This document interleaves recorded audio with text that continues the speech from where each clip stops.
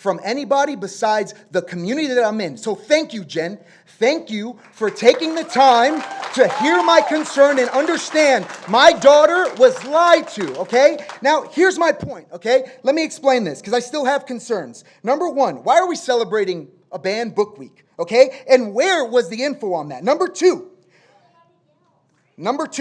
the week of banned book week starts October 1st. So why was this up? There was no context. Banned books speak out. If this is a national banned book and it's not happening here, why are you telling students to speak out? My daughter on Monday was pressed by the librarian as to why she was taking photos. She had to explain herself. The librarian told her, oh, this is books that are banned here. Another librarian said, no, books banned somewhere else. 3 hours later, you went to the school and got an answer, but my daughter didn't. Explain that. Failure.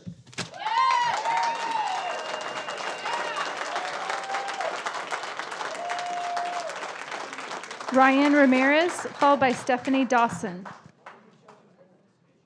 Thank you, board members, for allowing me to speak tonight. I first off want to thank Dr. Komrosky. You guys, can you please keep it down? Thank you. You know what? Let's just pause real. Let's pause real quick. Yep.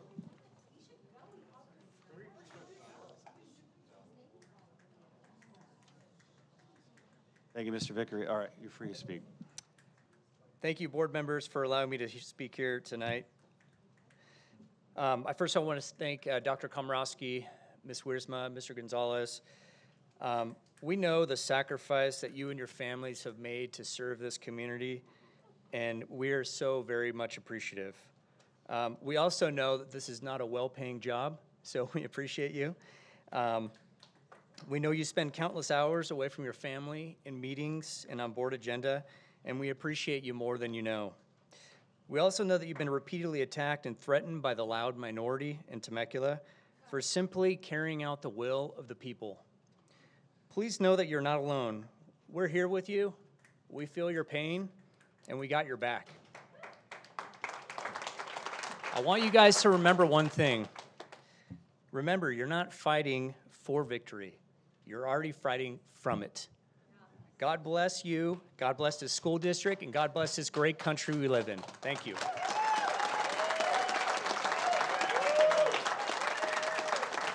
Stephanie Dawson, followed by Josh Sherling.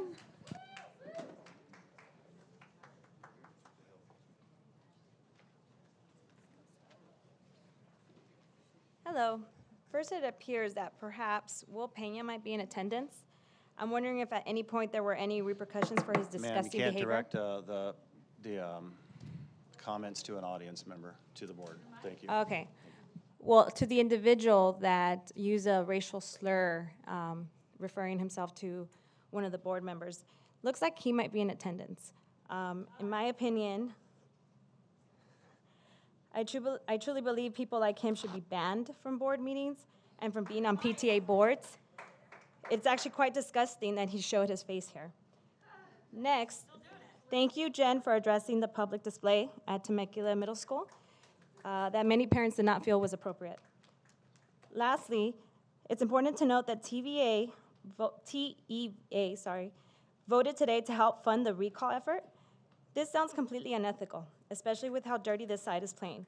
Take, for example, the billboard truck posted in front of TVHS that promoted the recall during a football game. That was an incredibly disrespectful move to many of the families and students of our community. And although the TVHS principal may or may not have been directly involved, that was her site. She needs to resolve that issue and make sure that it doesn't happen again, and as well as address the families of the community to let them know that it's not going to happen again. Thank you. Thank you. Josh Sherling, followed by Leslie Venthuth. Sir, if you would please stand behind the podium. Thank you so much. I wanted to address the logic that you applied for your decision last board meeting to take the Chino policy as our own. My problem is that you said that there were 3 constitutional lawyers that were saying that it was constitutional for them. My kids come up with better excuses. Oh, my friend said that, oh, that's legal. My question is, Who paid those lawyers? Because our lawyers said what you were doing was going to violate civil liberties. So my question is who are they? What are their names? What are the law firms? Who funded them? Because lawyers don't do things for free. The lawyers got paid by the people actually driving the agenda in this room. Because when you say, they're going to say it's legal, my question to, sorry about the hands in the pocket, are they going to pay our legal fees? Are they going to fund our lawsuit? Because they're being sued now for it. And we didn't even have the policy written. You just simply said, scratch their name out, put Temecula. So whoever's pulling the strings for their school district is doing it here. Please, use good common sense, listen to our legal teams, and can we just stop doing things that are getting us sued? Is that an option? Thank you.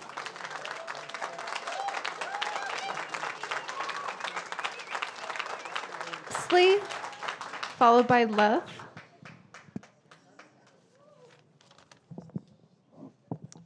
Tonight, in my role as a parent, grandparent, community member, school volunteer, public school district employee, and PTA leader, I am attending my 609th public school board meeting, only one of which I have been thrown out of. I brought my 2 young children to our schools in 1984. I was so impressed by the superintendent who had the great vision to be sure there was a seat for every student before they enrolled in the district. In 10 years, we opened 13 schools to accommodate a student growth rate of 25%. I say we because back then, parents were welcome members of the district team. The board members knew us by name. They sought our input and valued our contributions. We formed PTA units in every school and the Temecula Valley Council of PTA. The superintendent attended without fail every council meeting. How do I know that? Because I was the president. We worked to unify the district. We weathered year-round schools, multiple boundary changes, and busing cutbacks. We supported our teachers, and because of them, our students graduated as competent, caring, contributing adults, many of whom have come back to TVUSD as employees. Let's keep them. I am sharing this with you because our commitment to this district and its success is unwavering. There may be snow on the roof, but the fire has not gone out. We are still here, we are still passionate, we are still volunteering, and we still donate our money to classrooms and programs. And we still champion all children, not just the ones that look like us.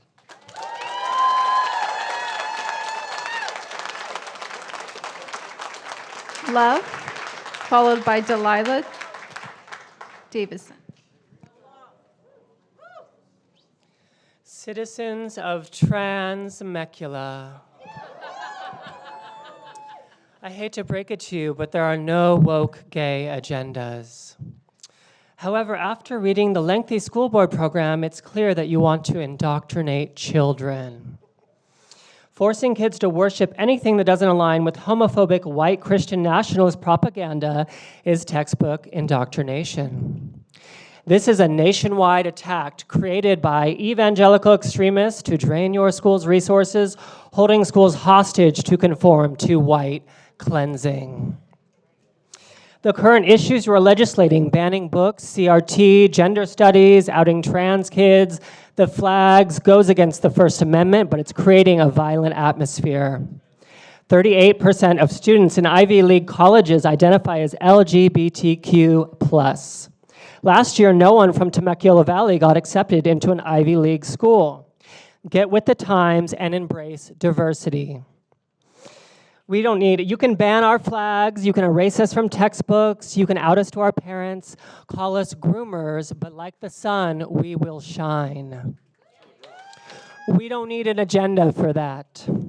But here, in case you needed something for your agenda for your little cult, here's a physical copy of the police report from your local church's pastor, Tim Thompson's brother, who raped a child under the age of 14 3 times. Is this what you want for your children?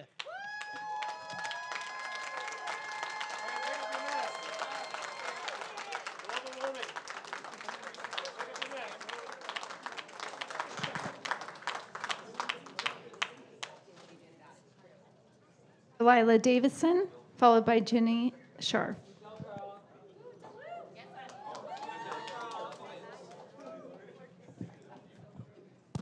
This is on, right? I'm sorry, I'm just making sure. You can raise the mic if you want. Okay. Thank you. I want to open this by saying in the year leading up to my graduation and the year of your work at our school board, I've only seen one student in support of this board. This student, coincidentally, is known for racism, homophobia, and bigotry, quoting Hitler was right. You have an incredible target audience. The following are the beginning stages of genocide, quoted from the Holocaust Museum. Classification, symbolization, discrimination, dehumanization, organization, polarization, preparation, and persecution. When someone asked you what was going to be done about my winning a prom queen, Jen Wiersma, you proposed creative solutions. You directly referenced the existence of a minority as a problem and proposed a solution to my being. You were at step 8 of a step 10 process, the next step being extermination. You are not taking pages out of the Bible. You are taking pages out of Mein Kampf. Thank you.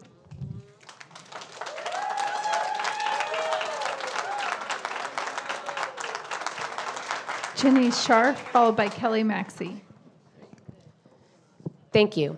So the title of tonight's speech is People in Glass Houses Shouldn't Throw Stones. Or for those of you who are more biblically minded, why do you look at the speck of sawdust in your brother's eye and pay no attention to the blank plank in your own eye? Let's go ahead and look at just a few of the ways that our 3 newest board members have looked at the sawdust in the eye of those that they are supposed to represent. The very first thing this board does was accuse teachers of teaching a law school curriculum with zero evidence. In fact, even your own expert admitted that we do not teach CRT. So your very first act as board members was to gaslight your constituents and waste tens of thousands of dollars. More importantly, you managed to make our students of color feel unseen and unrepresented.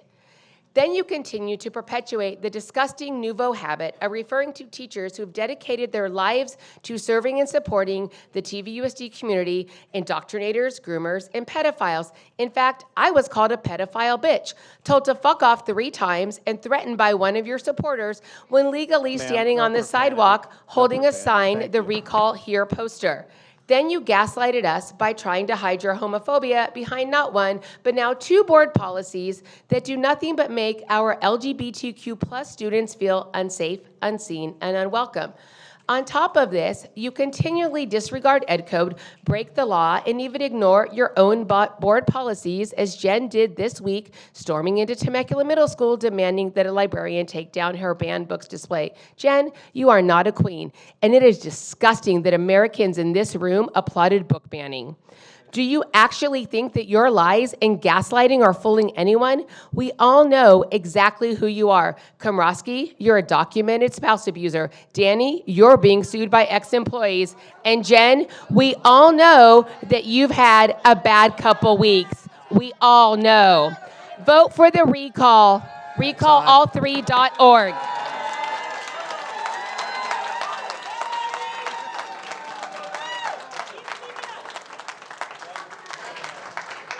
The last speaker is Kelly Maxey.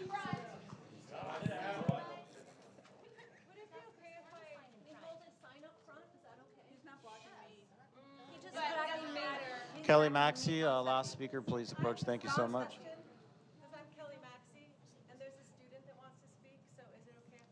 You can't default time to another person, but you can speak if you want.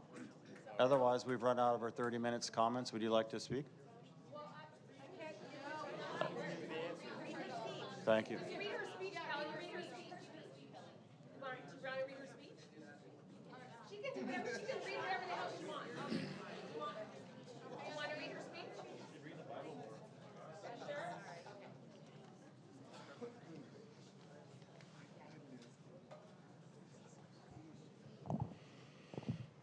Hello, my name is Kelly Maxey. I am a parent and a teacher in Temecula. Last night, Jen, I saw your social media post where you mentioned that it's time for parents to take a stand. So I'm here tonight to take a stand. Firstly, teachers are required to follow Ed Code as a condition of their job, and I want you as a board member to do the same. I do not want you to insert your personal ideologies into any learning material that my children will receive now or in the future. I don't want you to lather people up about parent rights in a misguided and dangerous way. Parents have always had rights in TVUSD, and we have board policy already in place to support them. I want you to stop vilifying teachers or standing arm in arm with those that do. The teachers my children have had in TVUSD have been phenomenal, and they deserve respect. I do not want you to show up unannounced or unescorted at any school sites like you did yesterday at TMS because you are upset over a library display.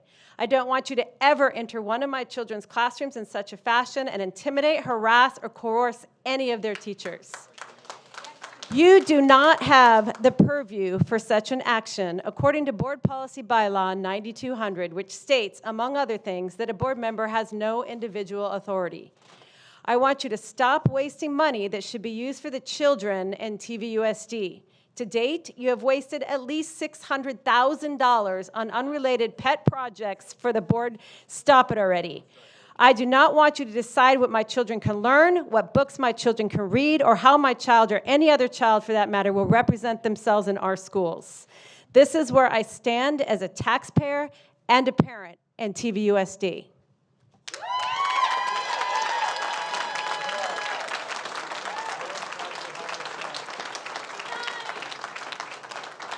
Are there any remaining public comments on any agenda items this evening? If so, which ones?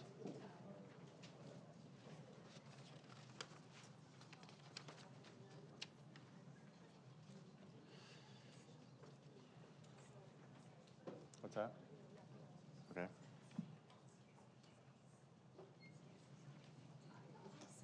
Oh, do we have any, right, do we have any on the remaining action? I'll put them in.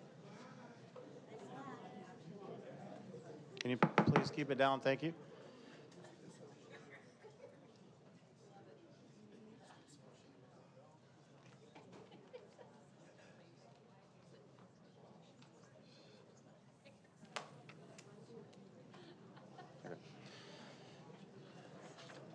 Okay, we're on to consent.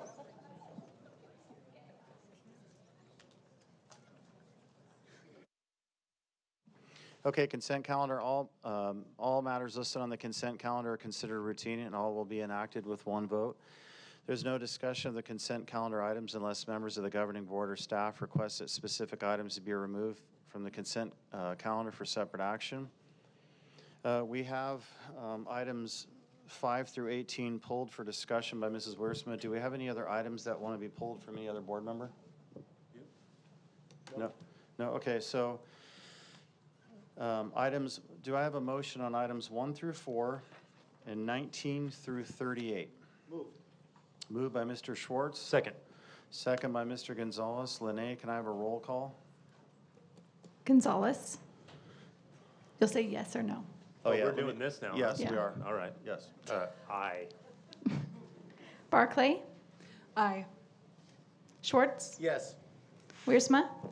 Aye. Komrosky. Aye. Motion adopted 5-0 for those items. Now we will start with item 5 with Mrs. Wiersma. So with these particular items, I don't know if the public's had a chance to look through them. I was really interested in having Mrs. Deas talk a little bit about some of these different contracts. I know in the world of special education, there's a lot of concerns, and when we went to Washington, D.C. and advocated as such, it was a great experience, and I know federally they're trying to allocate more dollars for districts, and for a district like ours, it was such a privilege to hear her speak and represent, because we do have a lot of different contracts that we sign. They total over $3 million. And so I was curious in kind of knowing how the reports looked 5 and 10 years ago. Is there a plan in keeping the costs down, or how can we better support our families without incurring where we're at, or what would be the strategy and goals? I think this would be a great opportunity to just kind of help people understand where we do invest funds and then how we might move forward in the future with additional solutions. So we can direct that to the superintendent, and if she wants to call assistant superintendent to address that on, that's definitely what we'll do. Nicole Diaz, Ms. Diaz, can you address that, please? Thank you. Yes, would you like me to stay back here or go up to the podium? Up to the podium, please. And then, you know, just on items 5 through 18, maybe we have discussion on all of them, and then with one vote, take a motion in a second. Yeah. Thank you, Mrs. Diaz. So 5 through 18, Ms. Wiersma, actually are quite varied. They do all but one relate to special education. These contracts represent non-public school, residential treatment centers, as well as a contract with an ed services for our turnitin.com. And then the last contract on here is for a service that we provide called Care Solace. So I will refer directly to the ones I think you're speaking about in terms of special education. When we're looking at our contracts for special education, I'll just focus on the ones for our residential treatment centers and our non-public schools. We are required federally to offer a least restrictive environment for our students and something called our FAPE, our Free and Appropriate Education Offering. We have a tremendous number of resources in our district and a highly qualified staff, both at school sites and at the district office. In TVUSD, you've heard me say that all means all. And sometimes we have students who are unable to achieve their best version of success with the resources that we provide to them. And sometimes that also requires that there's 24-hour offers of FAPE.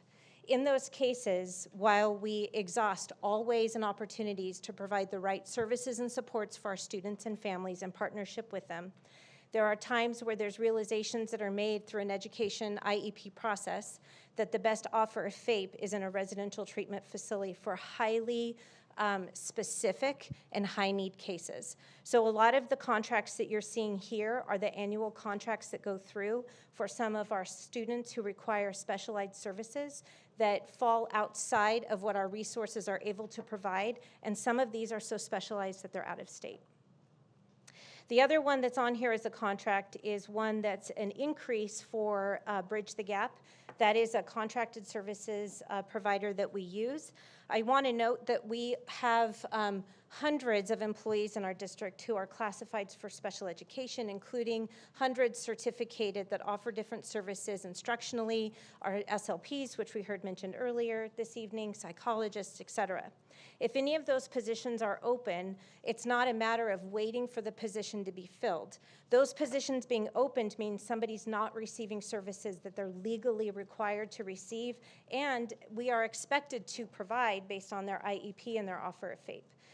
That is where we go into some of our contracted opportunities to bring people in temporarily until we're able to fill those positions. Sometimes when we have a large number of openings, we have to go and increase our contracts. While we are increasing that money, it's important to note that that money is being balanced with the money that's not being spent on those salaries or hourly wages because those positions aren't filled. So that's what you see represented here.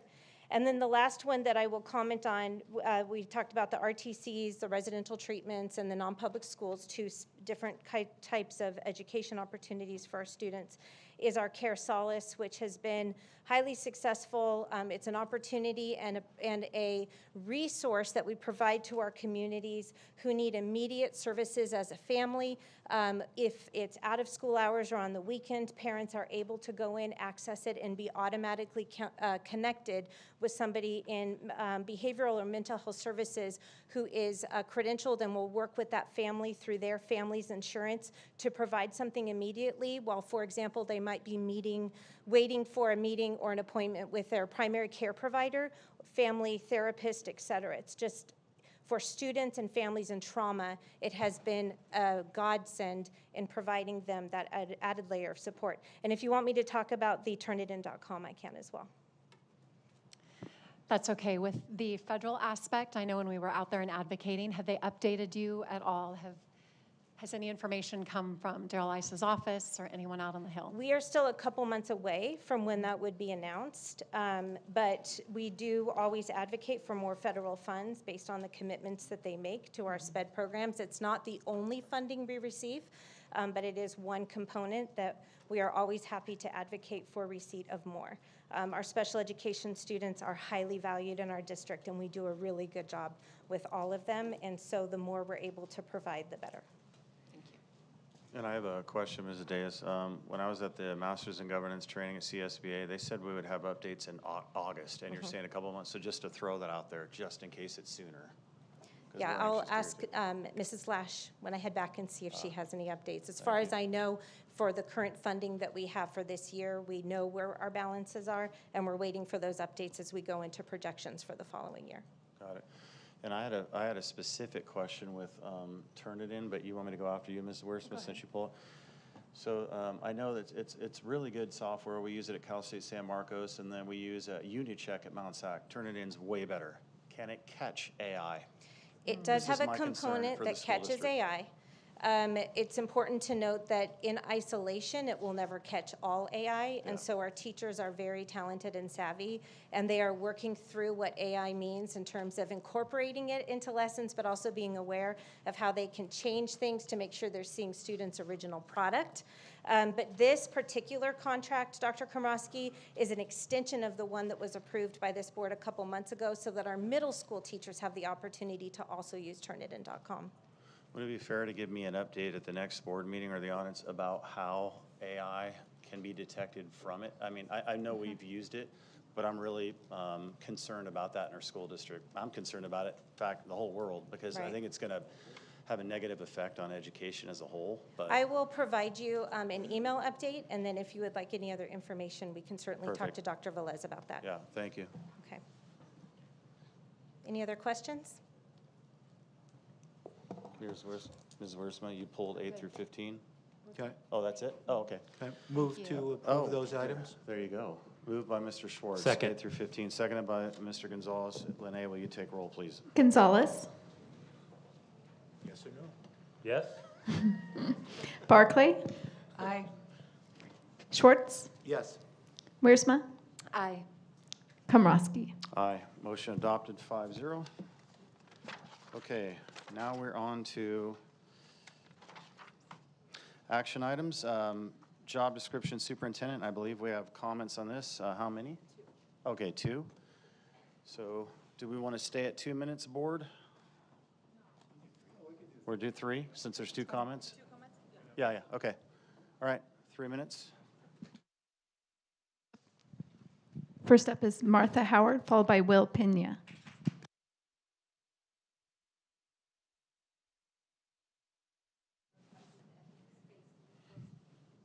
Thank you. Take your time.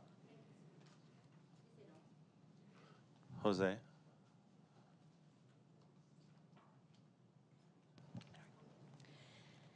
Good evening. My name is Martha Howard, a 30-year resident of Temecula. My daughters and grandchildren are products of the TVUSD. My dedication to education and community extends beyond my role as a resident. I am a member of the League of United Latin American Citizens, LULAC, and a founder of Latina Association. Today, I stand before you to express my strong opposition to the proposed downgrading of job requirements for the district superintendent position. If pursued, this could have far-reaching and irreparable consequences, potentially plunging our education system into chaos. Eliminating the California administrative credential requirements is a risky move that could result in an unqualified individual leading our district administrative and educational efforts. It appears that this change in requirements may be driven by a specific agenda, one that does not prioritize the qualifications and expertise necessary for the role. It is crucial to consider the long-term impact of such decision on our children's education and the future of our community. I implore you to uphold the high standards we have come to expect from our district's leadership. Buenas tardes. Mi nombre es Marta Howard y tengo 30 años residente en Temecula. Mis hijas y nietos son producto de TVUSD. Mi dedicación a comunidad y educación se extiende más que un residente. Yo soy un miembro de la Liga de Ciudadanos Latinoamericanos Unidos, LULAC, y establecí el grupo comunitario Latina Association. Hoy estoy ante ustedes expresando una fuerte oposición a la propuesta de disminuir y remover los requerimientos de superintendente. Persistiendo sus intenciones causará consecuencias irreparables y potencialmente desorden en el sistema escolar. Además, removiendo requisitos de credenciales administrativas de California, pondrá una persona completamente descalificada para alcanzar las metas administrativas y ejecutivas. Es evidente este cambio de requisitos son enfocados en una agenda específica, una que no pone prioridad en la calificación y experiencia necesaria para este puesto. Es importante que consideren el impacto a largo plazo. Esta decisión causará a la educación de nuestros estudiantes y el futuro de nuestra comunidad. Les suplico que mantengan la educación de alta calidad que esperamos de los líderes en nuestro distrito. Muchas gracias.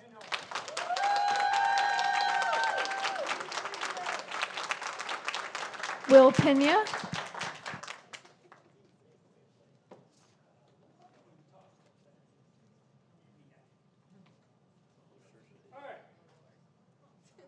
Teacher stuff. I was looking at the education code, 32,527, and a couple things popped up.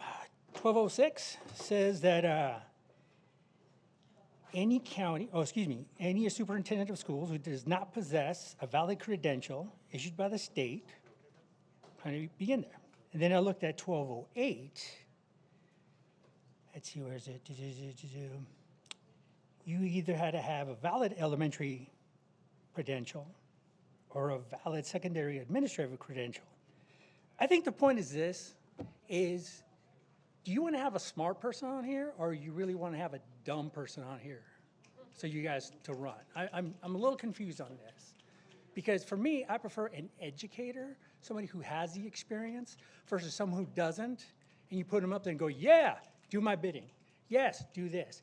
This is something that you guys should be working together. Ms. Berlez is obvious. I mean, she should be it, to be honest with you, permanent. Okay? I don't understand why you want to get somebody that is lesser qualified. I just don't understand that.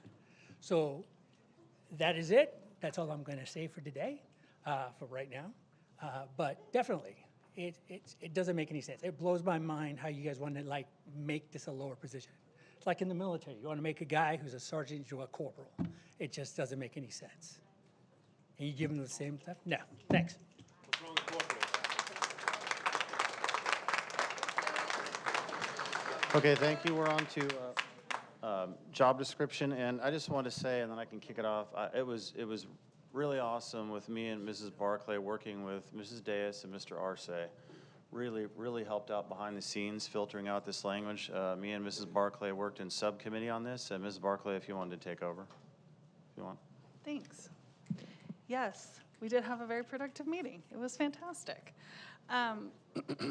So just a little background on how this came to be. So we took the job description that was previously presented, that was presented by our search firm, and we asked, and after, when we spoke to him after the meeting and decided to form a subcommittee, he said that usually members of the cabinet will look it over and give us feedback. So Dr. Komorowski and I asked Mrs. Deus and Mr. Arce to take a look at it, just kind of give some feedback and some suggestions.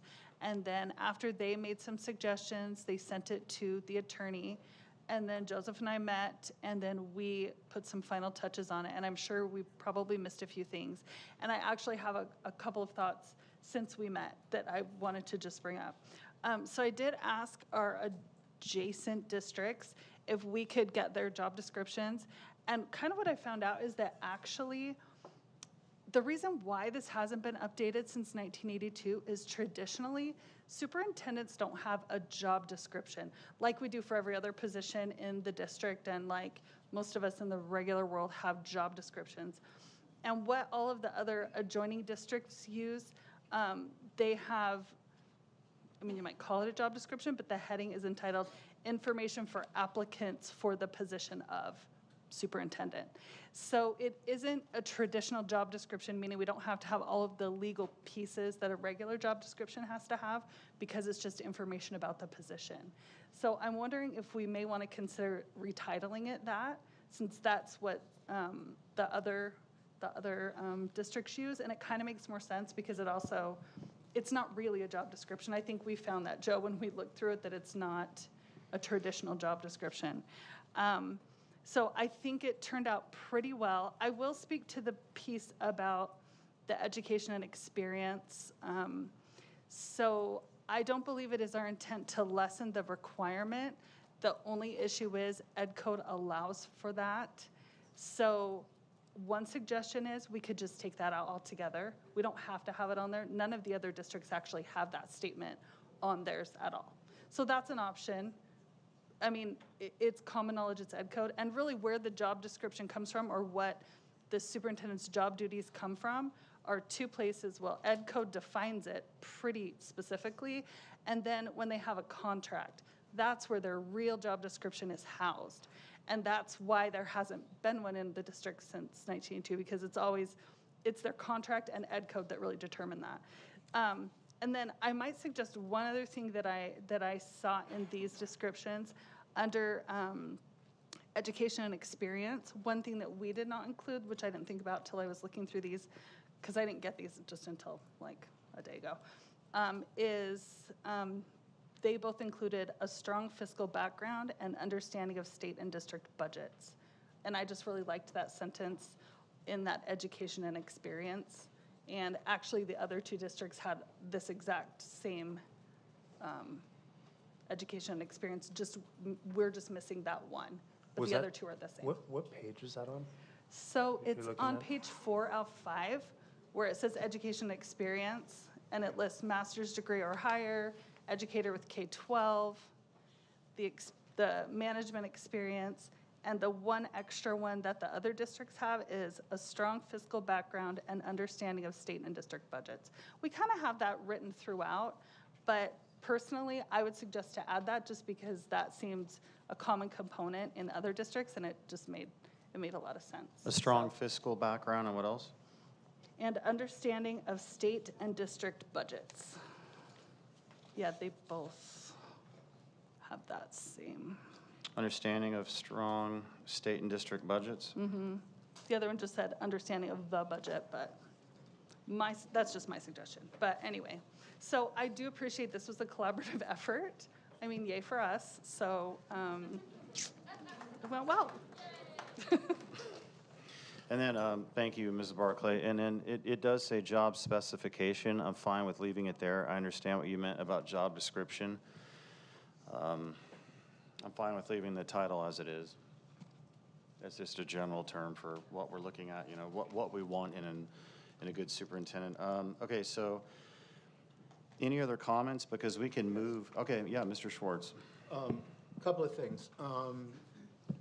I just want to reinforce what Allison said. The job description generally is the superintendent's contract, not what we're interested in qualifications, but the description of what to do is what's going to be in the superintendent's contract. I have a few concerns. One, that there aren't real references to the superintendent being the educational leader, and I really think that's crucial for whoever we hire, that person is the educational leader of the district. I'm also concerned that we're giving ourselves as the board too much overview of what the superintendent does. I believe if we're going to hire someone who's the educational leader, we need to let them lead, and we need to work with them but not above them. In order to get an administrative credential, you need a master's. So if we're saying that we don't need someone to have an educational, a superintendent's credential, that means that they need to at least have a master's. And I would say that anyone who gets this job should at least have a doctorate. That would be a minimum qualification. And my understanding of the waiver, when I did speak to someone at the State Education Department, they said that the waiver generally is for folks who work in school districts but are not necessarily educators, but might be someone who work in human resources or special ed or finance, but eventually learn enough about the system that they could be the superintendent of the district, and they don't have that credential, but they certainly have worked in the district long enough that they have the experience to know what's going on. Just a couple of other things. Hazards, exposure to angry or dissatisfied individuals. I don't know, that struck me as kind of weird, but I don't know. And as far as... Just being transparent. As far as being... We crossed that out. Did we? Yeah. Oh, good. We did, and we just put under thank God. high stress and And- emotionally charged circumstances. And as far as working in hazardous conditions, did we cross that out too? Which one? Working. Which one is that, Mr. Schwartz? Working in office, let me read it here. Subject to exposure of, no. Tasks may be performed with exposure to adverse environmental conditions, including dirt, dust, pollen, odors, wetness, humidity, rain, temperature, and noise extremes. I mean, yeah, Well, I I guess mean- if we're building a new building, Yeah. you know, you might have to walk in the mud, but I just, I have that in like every job. it just kind of struck me as weird, that's all. I'll leave it at that. Okay. Any other comments on this? Hi. Mr. Gonzalez. This is how it's supposed to be done. I'm really proud of this board and the administration for coming together and working through this process in a constructive way. This is how it's supposed to be done. We've seen this a number of times over these last couple of months where we all come together, put our heads together, and what comes out the end is amazing. The job description is exactly what it needed to be. Everybody has had a hand in deciding what needs to go into this, what those qualifications are, and this is what the process is supposed to look like. So I'm happy with what came out of it. I have no suggested edits. I'm just really proud of this board and the admin staff for coming together on this, and I think the community needs to see what's happening here and understand that this process is going to continue that way.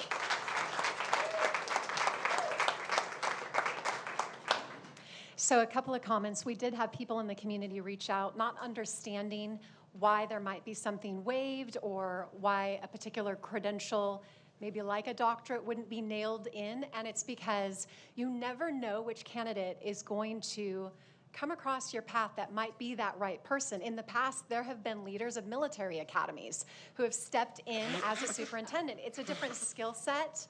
It is a different type of lifestyle that perhaps they've lived, but they come in with those leadership qualities.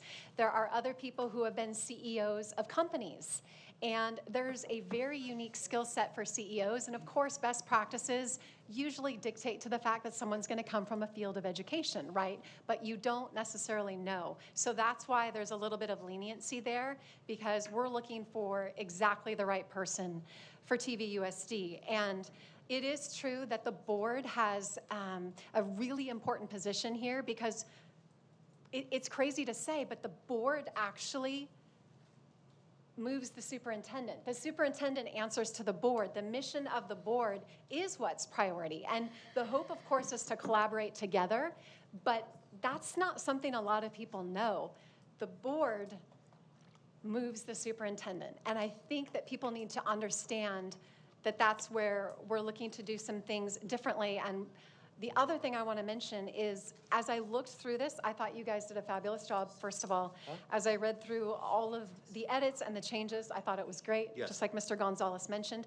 I would say this, and I would love for this to be added. I think it's really important in our district right now to have under the ability to effectively speak to the importance of prioritizing neutrality throughout the district.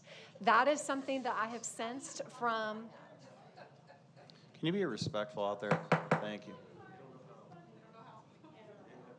So I'm going to share this from a place of talking to a lot of parents and understanding the angst. And I think a superintendent needs to understand that we're going to prioritize neutrality.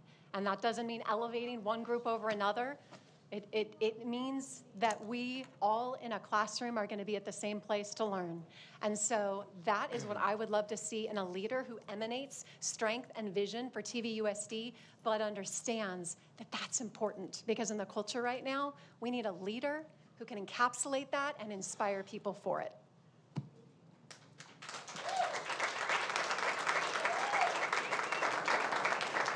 I have that wonderful job of writing all this down, Mrs. Wiersma. Can you slow roll the language one more time? Slow roll. The Effectively. ability to effectively speak to the importance of prioritizing neutrality throughout the district. And if I wanted to add two more things, it would be with accountability. That's not a slow roll. Accountability Excuse me. and transparency. Excuse Okay. me. Effectively speak to the importance of prioritizing neutrality. I'm glad I could say this several times. Throughout the district, with an emphasis on transparency and accountability. Do we have consensus to add? Okay, first of all, let's back up. Do we have consensus? Well, a question for Mrs. Barclay. I'm not sure about the strong fiscal background because we have an assistant superintendent who has the strong fiscal background. That's a skill Sure, set. it just means they can understand the budgets. That's- Not that which they're I- going to which I run the like. budget, but they're going to understand the budget, yeah. Got it. And then when you said understanding of strong state and district budgets, did I word that the wrong way? A State strong budget. fiscal background and understanding of state and district Got budgets. it. I don't know why I put strong Yeah, in there. that's Okay. what I suggested. I have, I'm with adding those two for Mrs. Barclay. That's two of us. Do we have I consensus? agree. Okay, Yes. so those are added, Okay. but under one section. Under what section? Just, I would suggest under the Page 4 under qualifications is where thank she you. has to answer. Education or experience, yeah. on page 4, yeah. Got it. Okay. Okay. Thank God we have this recorded. And then now we're on to Mrs. Wiersma. Effectively speak to the importance of prioritizing neutrality throughout the district. That was a little, it sounded awkward the way I worded that. What was it? Effectively speak to the importance of Effectively speak to the prioritizing importance neutrality of throughout the district. prioritizing. Yes, neutrality throughout the district. I agree with that. Do we have consensus on that? I don't know what that means, I'm sorry. Yeah, It's I'm totally gonna be- concerning to me, I I don't, and I don't. understand what it means. Yeah, and I don't want to take away, because I understand the thought behind it. I absolutely agree with content neutral in any place that we can. Is there different verbiage I that just, you yeah, would use? I just don't know, because that's more district mission, vision, and goals, and picking a superintendent who is gonna do the work of the board and Exactly. advance our mission, vision, and goals. I don't know that fits into the job like specification specifically. I think in looking at job specifications and where we're at right now in the culture and era and where we're at TVUSD, I think it is important because I've listened to the families who want that. And that, again, is not elevating one group over another. It's saying we're gonna aim for that neutral, content neutral, without,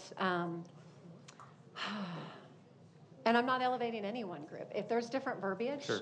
have at it. But I think it's important, and I think people want to see it. So I'm totally open to editing it as such, but I think it's an important concept. And it would be something that I would ask somebody in an interview, knowing where we're at right now with angst and things that have gone on. Can you what guys would be keep your it down position? in the audience, please? Thank Well, you. without fundamentally changing any of the work that the subcommittee did, I think the work that was done by Dr. Komrosky and Ms. Barclay is a complete job specification that we can use to float this job.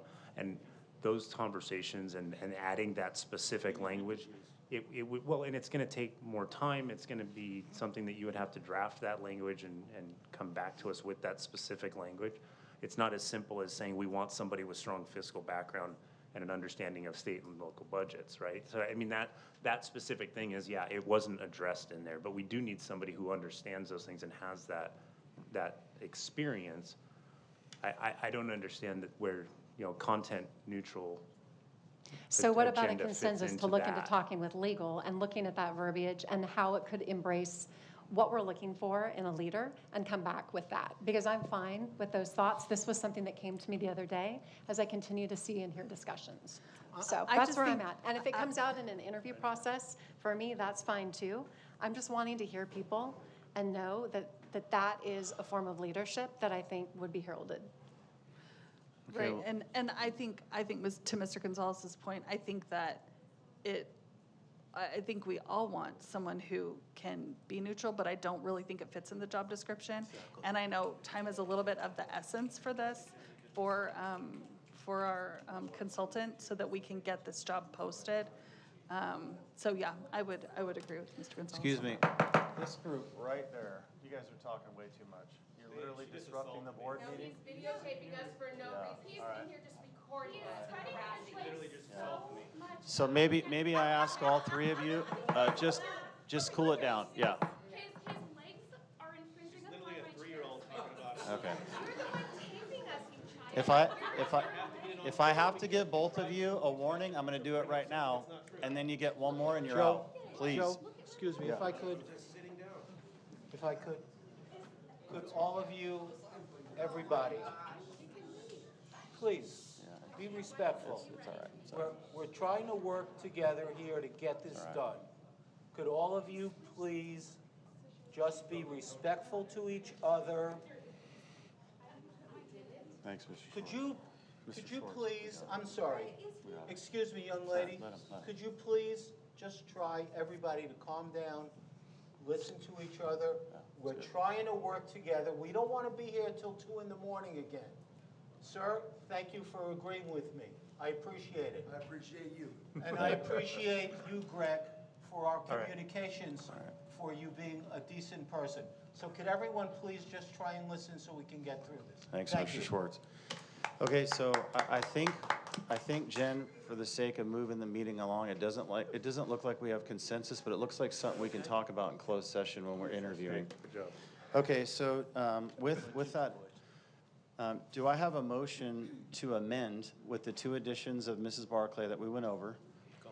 Do I have a motion and a second? I would love to make that motion. Second. Mr. Gonzalez, moved by Mr. Gonzalez, seconded by Mr. Schwartz. Gosh, all right. What's that, Mrs. Barclay? I was just kidding. Okay. You got to do all the fun work in subcommittee. It's It was, fine. like I said, most of the heavy lifting, Ms. Diaz and Mr. Arce. Yes. Both of you too. Can I have a roll from Lene, please? Gonzalez, Yes. Barclay, Aye. Schwartz, Yes. Wiersma, Yes. Komrosky. Yes. Motion adopted 5-0. Okay. Okay, we have, getting there. Yep. Action item 2, revised administrative regulation 6115, ceremonies and observances. I'll just briefly introduce this and then I'll speak last to it, but we didn't have a flag policy, so this goes under administrative regulation, and we've had general legal look at this and draft it, and another legal the same. So I'll just leave it at that, and I'll let anybody bring up comments if you want. Do we have public comment on this item? Oh, there you go. Jumped ahead. We have public comments. How many? 23. So for me, I'm one voice here. I recommend 30 minutes. I don't want to go above that. What's 23? We could take 15 or so at 2 minutes and still be under 30, or right at 30. I got 2 minutes. All right, 30 minutes. We have consensus over here. Sorry, ladies. All right, 2 minutes apiece, up to 30 minutes. Thank you. And again, audience, please be respectful. We're going to have differing points of view. First up is Dan Brown, followed by Jessica Tapia.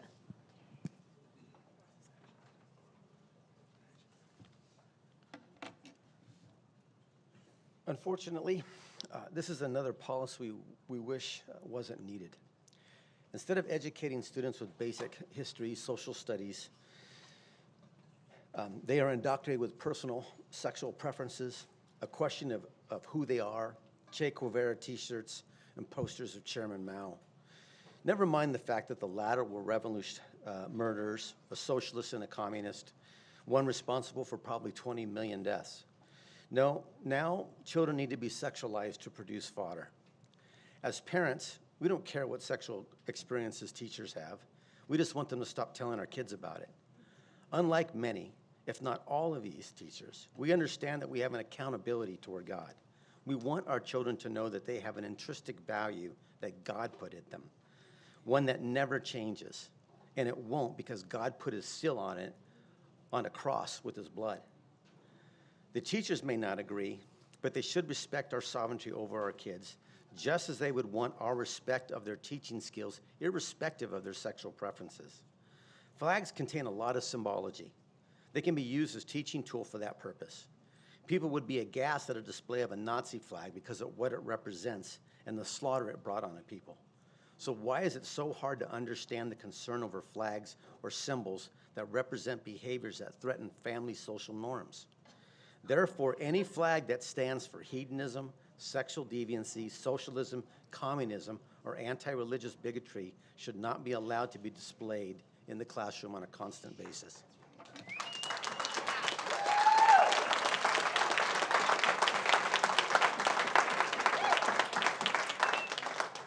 Jessica Tapia, followed by Stephanie Dawson.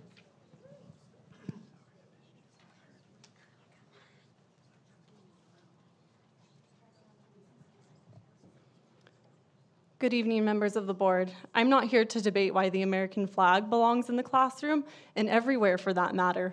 That debate was won a long time ago with the blood of patriots, and that flag is going nowhere. Now this rainbow flag we are seeing infiltrate every corner of education. We need to talk about that. Plain and simple, this flag signifies who one likes to have sex with and what kind of mental confusion one is dealing with. Please inform me why that needs to be on display every day for children.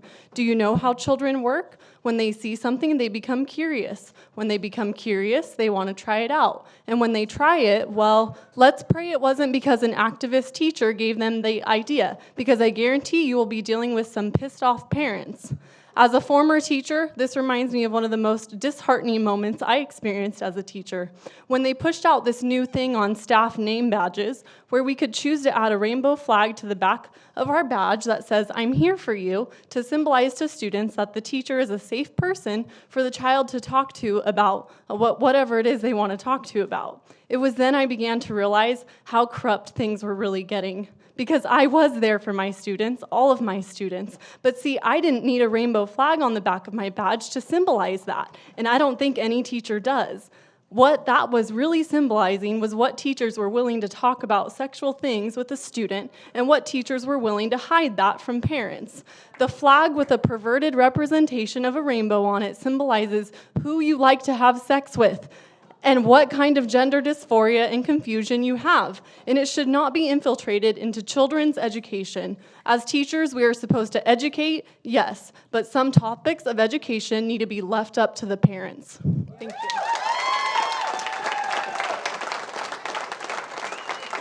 Stephanie Dawson, followed by Daniel Molina.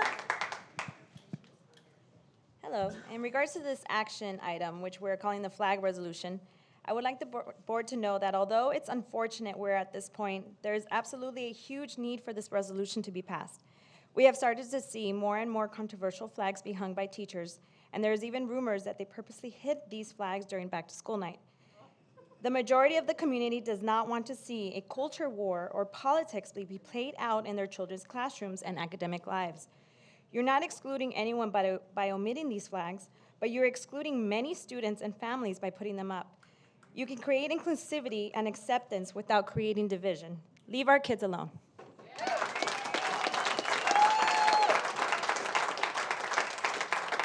Daniel Molina, followed by Mel.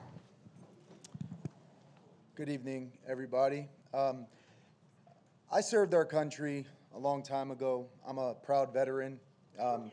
I'm a first-generation American. I take pride in our flag, but that doesn't mean by any way that I hate gays or transsexuals or anything like that. I think one thing that we're all forgetting and missing is that when you stand for the American flag, there is no pride flag without doing that.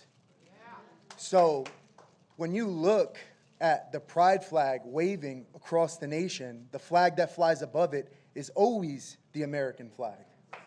That's always the case. I've stood in the back in several board meetings, and I've unfortunately seen people sit during the Pledge of Allegiance, and they do so, and they wear the rainbow colors. And I just find it so discouraging and so backwards that they think they can stand for one and not the other. There's no way you can only stand on the pride flag and have it be totally supported. In fact, you have to stand on the red, white, and blue in order to support the pride flag. And if you forget that, you will find one day that our nation will be flying under another flag's banner, and you will be forced to hide your sexual preference and the pride flag regardless. That is the truth. That is what I stand on. And if you disagree, then you don't understand how our country was built, how we got here, and you really are un-American. Thank you.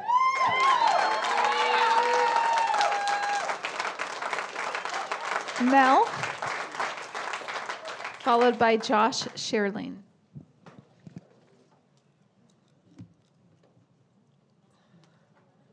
I'm a parent with a child in the district, and I live in the district. I'm here to show my support for the newly elected board.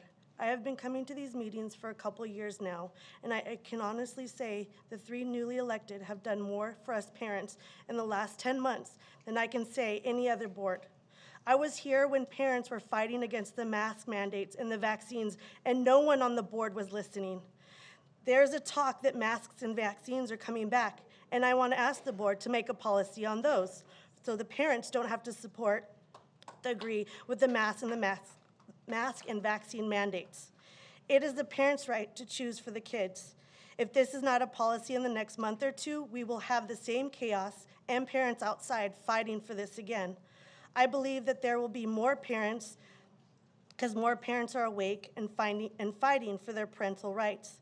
We were told that if we want things to change, then to take it to the polls, so we did. These 3 have been transparent and advocate for parents. That's what they ran on, and that's what I believe we even have to pass this policy. I can't even believe we have to pass a policy for flags.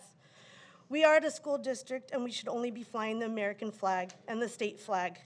It makes me so upset, and that is the reason why I'm up here, that I have to go to my child's school and see a rainbow flag hung on a wall. We don't need to know what your personal sexual preference is. It's that the only reason behind this flag. If you say you need to show you have a safe space, then you're doing something wrong, because kids all should feel safe at school, and if not, then that needs to be handled at school with a principal and a parent. For kids that are in the elementary, don't need to see the flag and the rainbow flag and then come home to ask what that flag means, thus opening a conversation that the parents have to, whether they want to or not. I support this policy, and we only need the American flag and state flag. Thank you.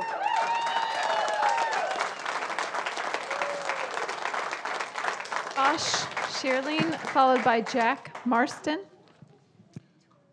How delicate is your sense of democracy that it's threatened by a pride flag? I'm a Navy veteran, served 10 years. I'm currently a defense contractor that spends 6 months on the road working on national defense to keep our country safe. Listen, I want everybody to feel accepted. This isn't take down the American flag. No, we have flag laws. I agree with you, Danny. We have laws saying the American flag flies highest. If we're going to stand in a Pledge of Allegiance, that's the one we should pledge to. But under that, all of us should be allowed to coexist. Every religion, every ethnicity, every identity should be covered by that. Taking down a pride flag is telling people they're not wanted. How un-American is that? You're telling them, go into the closet, be quiet, we don't want to see you, we don't want to acknowledge you. Listen, I love the American flag. I wrote a check with my name on it to say, I will die for this American flag. I respect and love every community, the community my daughter is in. That would be the community that Jesus would be in because he was asexual. That's where he would be. But every religion falls under that flag. The people who don't believe in religion fall under that flag. Other flags are fine. They're not a threat. We love everybody. Thank you, guys.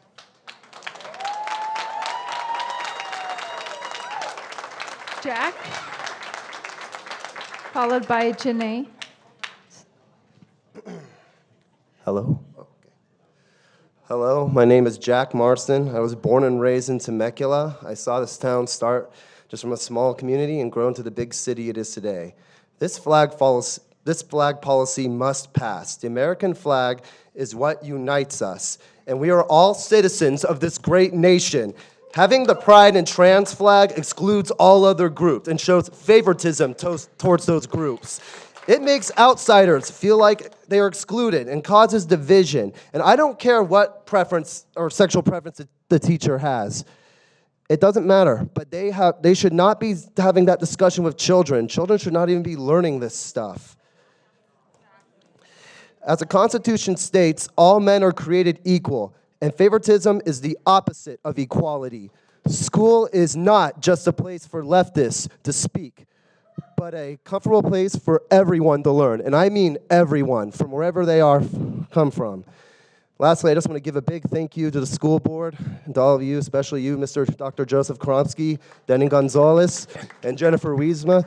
Keep fighting the good fight. Do not give up, and do not give in to the hate that these people are threatening you with. Stand strong.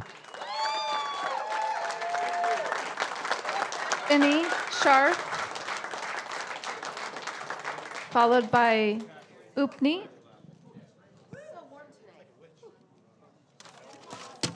All right. I'm just here to reiterate that we all see you and your new divisive board policy for exactly what it is, homophobia, and to let you know that we will continue to let students know that we will continue to see you, support you, and appreciate you for exactly who you are. Banning flags will not prevent me from creating a safe space where all students are valued, seen, heard, and appreciated. You will not stop educators from doing their jobs, which according to Ed Code includes teaching about and supporting LGBTQ+ students.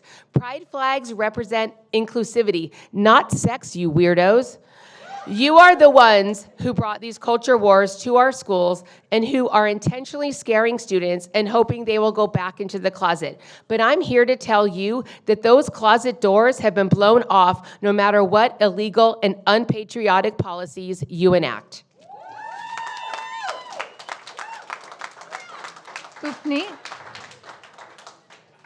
followed by Chris Velez. Good evening. Can we keep it down there in the audience, please? Thank you. I had 2 speeches, but public comment time got cut down, so I'm going to talk to specifically this policy in 2. I was kind of surprised to find it because there's like very well-defined ed code and flag code, how to behave when the flag is or the Pledge of Allegiance is being said, but I understand you feel the necessity to pass this. Can you please add clarification to that regulation that it is specifically referring to flags only and not pennants and banners? I ask you to do this because I see multiple issues arising with the vague wording of the clause being added to the regulation. The if and only if for educational purposes and only during related instructional period part becomes problematic if this regulation is to include banners. It will be contradictory to the board policy 1395. That policy regulates the use of banners for advertising and promotions. Example, the ones we have outside the school, advertising job openings and other fundraisings for student programs. School spirit pennants with the school mascot and name displayed throughout the schools can become a problem with that wording, since there is no educational purpose and they are solely for school spirit. Please add clarification regarding the school pennants too. We also have college flags, and maybe some sports team flags displayed in the gyms and multipurpose rooms. These could be considered educational, but they can't be like taken down after every class, and they are used for multiple purposes, just not for sports. I see this becoming an administrative nightmare for the superintendent or the designee, causing unnecessary chaos across the campuses and taking the focus away from implementing academic programs. Thank you for listening to my concerns, and can you please address them before putting it on to vote? And there is also a grammatical issue of missing the before the state of California. You might want to fix that too. Have a wonderful evening. Thank you. Yes. Followed by Christine Massa. Good evening. My initial statement actually echoed that. So when we talk about any flag on school grounds, we're not talking about the banners on the outside of the fence at Great Oak that people have paid money to have there. We're talking about the student achievements hanging in the rafters in every gym. Those are flags. Those CIF championships are flags. We're talking about the marching band at halftime. Those kids spin flags. The Great Oak football team, when they come out to the game, those boys run out with giant flags, none of which have an educational purpose. They don't. So now we're talking about, because we are so sensitive to the idea that the American flag has to be primary, and nobody's ever said that it wasn't. Now we're going to take away presenting the student achievements and giving the students an opportunity to show pride in their school, because that's what the wording of this says. That's how it reads. So, you know, and I know people want to make it about this flag, that flag. Well, yeah, I've got a lot of concerns about that. And if we're talking about, well, that flag can't be up, and certainly it seems to be that we want to make this about the trans flag, okay? These inclusivity symbols, I'm not sure why they're such an issue. More importantly, I'm not sure why we're so sensitive about them if we're saying, well, it's about America. Well, America's about inclusivity. That flag means that everyone has an opportunity to be successful. The American dream is for everyone. That's what the flag represents. So why would we take those opportunities away or say that that flag can't stand the test of another flag's presence?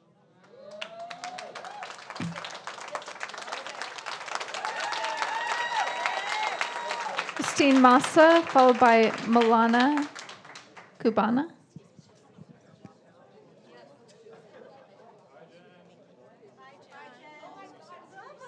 I'm not even going to talk about you. Oh my gosh.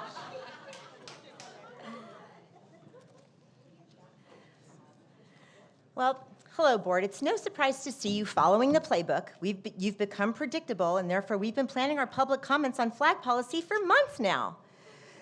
You know, when my kids went to Day Middle School, I loved walking into their multipurpose room and seeing all the flags from the colleges the staff went to. I guess those will be gone now. God forbid we encourage our students to go to college by sharing some school spirit, huh? Whenever the Pumas score a touchdown, someone runs up and down the track with a Puma flag, so that's not going to be allowed anymore? And how are you defining flags? Are pennants flags? If a teacher wants to show their love for the Padres, can they have a pennant up? Or even flags of their school? Can they show some Puma pride? I recall another parent several months ago wanting to see the autism awareness flags. But no, we won't recognize those kids because no flags allowed. But since everyone assumes this is about pride flags, let's go there. It's very clear that these changes are meant to quell the display of gay pride flags, progress pride, or Black Lives Matter flags. But you will still allow those during lessons on civil rights, right? That's what the policy says. So when the much controversialized social studies chapter we've discussed for months about Harvey Milk comes up, you would need to allow that flag because it's relevant to the lesson. It's lesson appropriate. And what about imagery of flags? A coffee mug with a pride flag would be acceptable because, you know, it's a coffee mug or a t-shirt. It's not a flag. You're only banning flags, not the imagery. Thank you very much. Be forewarned that removal of flags does not remove the safe spaces that our students seek. It only makes them harder to find. But our teachers are clever and innovative and smarter than you. And they will find a way to make the love, acceptance, and safe spaces known.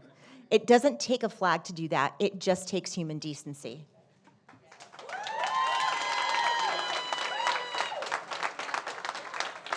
Milana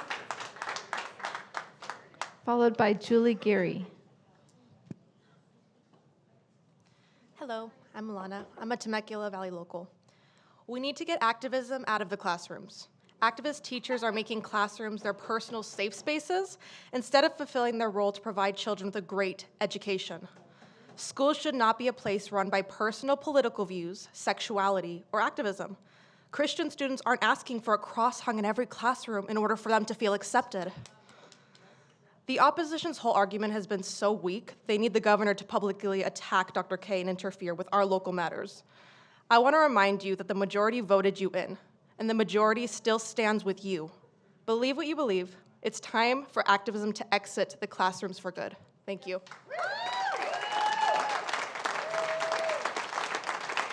Julie Geary, followed by Michelle Lamb.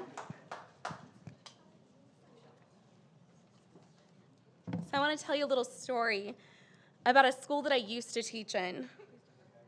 It's where we had to get approval for all of the items hung in the room and the walls of the school. Books were carefully scrutinized in the library, and titles or chapters that were not approved were removed. Pages were ripped out, or they were covered with stickers. There were only 2 kinds of flags allowed in the school, and some of you in this room might think this sounds like a dream school. LGBTQ students and teachers couldn't talk about their families. This was not a dream school. The school was in communist China. It's where I lived for 2 years, where the government tried to control the walls of the room, the pages in the books, and the minds of the students. Komrosky, this is not China. This is the United States of America, where we celebrate freedom. We celebrate freedom of thought, free expression, and we celebrate diversity here. So stop infringing upon teachers, students, and parents' rights. Stop acting like an authoritarian ruler. You swore an oath to the Constitution, and if you can't protect and defend our rights, liberties, and freedoms, including in California, the non-discrimination clause where you cannot infringe upon the rights of LGBTQ individuals, you need to step down. Also, there is absolutely not a different First Amendment for public meetings, which is stated on his podcast. You thinking so just underscores. Thank you. Michelle Lamb, followed by Nicole Lamb.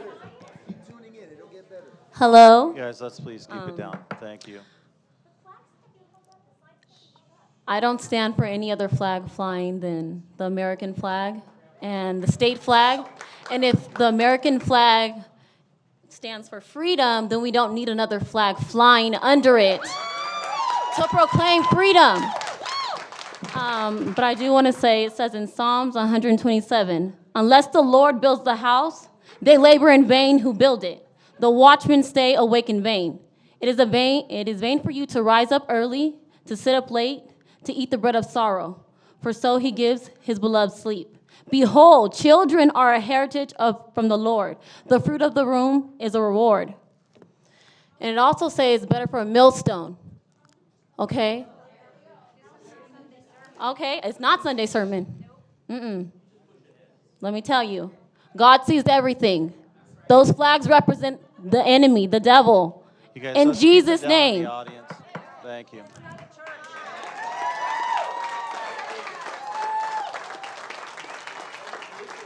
Nicole Lamb, followed by Matt Delventhal.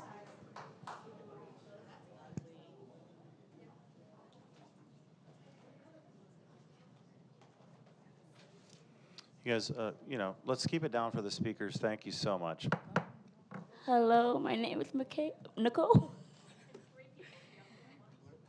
You know what, let's pause the mic. I'm going to stand up and wait for you. Whoever's talking over there, just stop talking, please. It's been too many times. Please. Thank you. You have your time to talk. It's not your meeting. It's the governing board's meeting. Please let them talk. Whoever's over there. I'm not pointing to one person. Whoever keeps on interrupting. Thank you. You're disturbing the meeting. Thank you. Excuse me, Joe.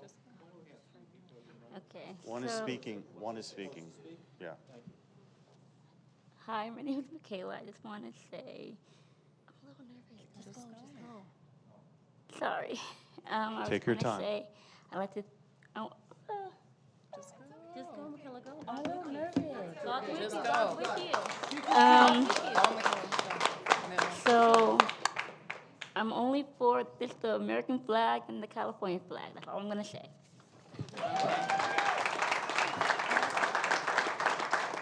One speaker. Yeah. Matt Delventhal, followed by Amarissa Cubana. Hello, good evening, members of the board and other people present. So yeah, I just wanted to speak out in favor of the proposed policy and just make a comment. You know, somebody mentioned earlier, you know, the thing about, you know, having crosses on the walls in classroom. I mean, that's relevant. That's not a joke. In Spain, from the 1930s until at least the 1990s, in every single classroom all across the country, in every single school, there was a crucifix, you know, above the door. It was a Francoist policy, and I think it continued sometime after he was gone, right? Also, a lot of people don't know this, in a lot of Japanese martial arts, if you're in a very traditional dojo, there's a little Buddha in a box on the wall that also has some religious significance, right? So I guess my position on this is, if there isn't a crucifix on the wall, it's not disrespecting Christians. If there's not a Buddha in the box on the wall, it's not disrespecting Japanese Buddhists. And if there's not a pride flag being displayed, it's not disrespecting gays, transsexuals, or whoever else. The American flag is what unites us, and, you know, state flags are there too. And I think it's really kind of baffling that we would even need this kind of policy. You know, a little while ago wouldn't have even been imagined, but now I guess consensus is broken down to the point where we need to maybe establish some ground rules again. So that's all I have to say. Thank you. Amarissa Cubana, followed by Shelley Lamb.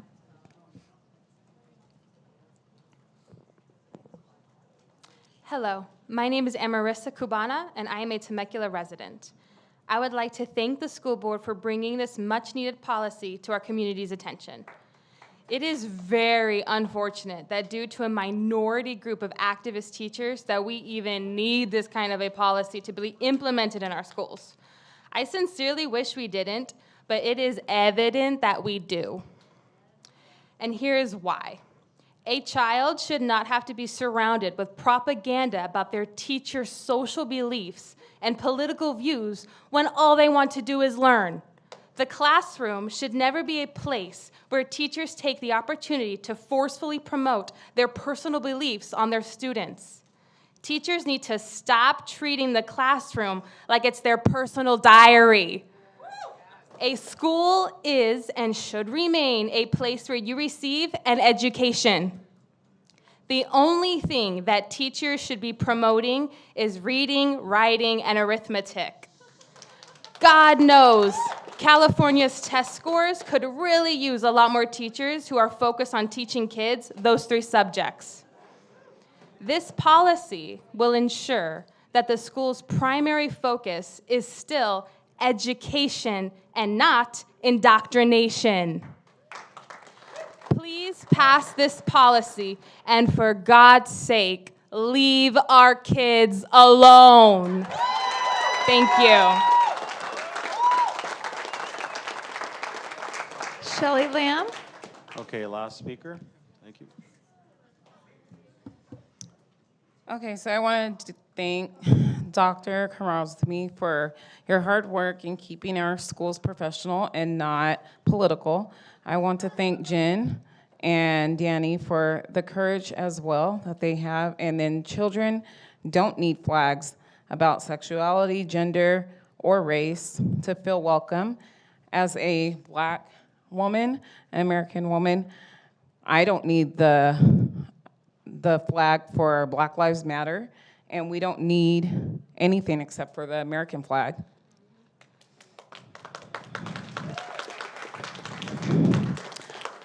We don't need these things to feel accepted in order to be able to be here in America. And our children are our children. We don't need people telling us anything.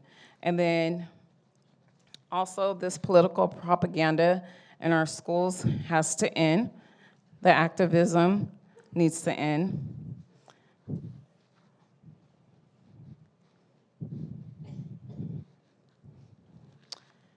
And we do need to protect our schools. And that's all I need to say.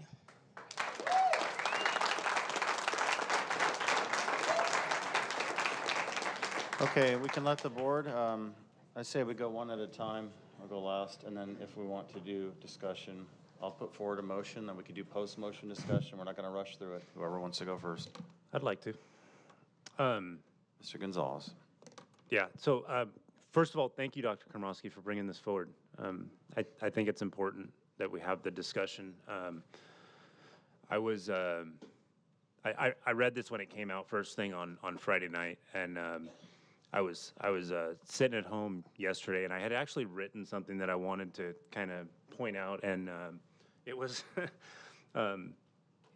it was a lot more direct, and it was I think a lot more divisive a statement than sitting there yesterday and remembering, you know, where we all were at 22 years ago to the day, and what our communities all felt. Even sitting here today, I'm thinking about, you know, those numbers that we were watching add up and tally up to the thousands and thousands of our American brothers and sisters that died on that day.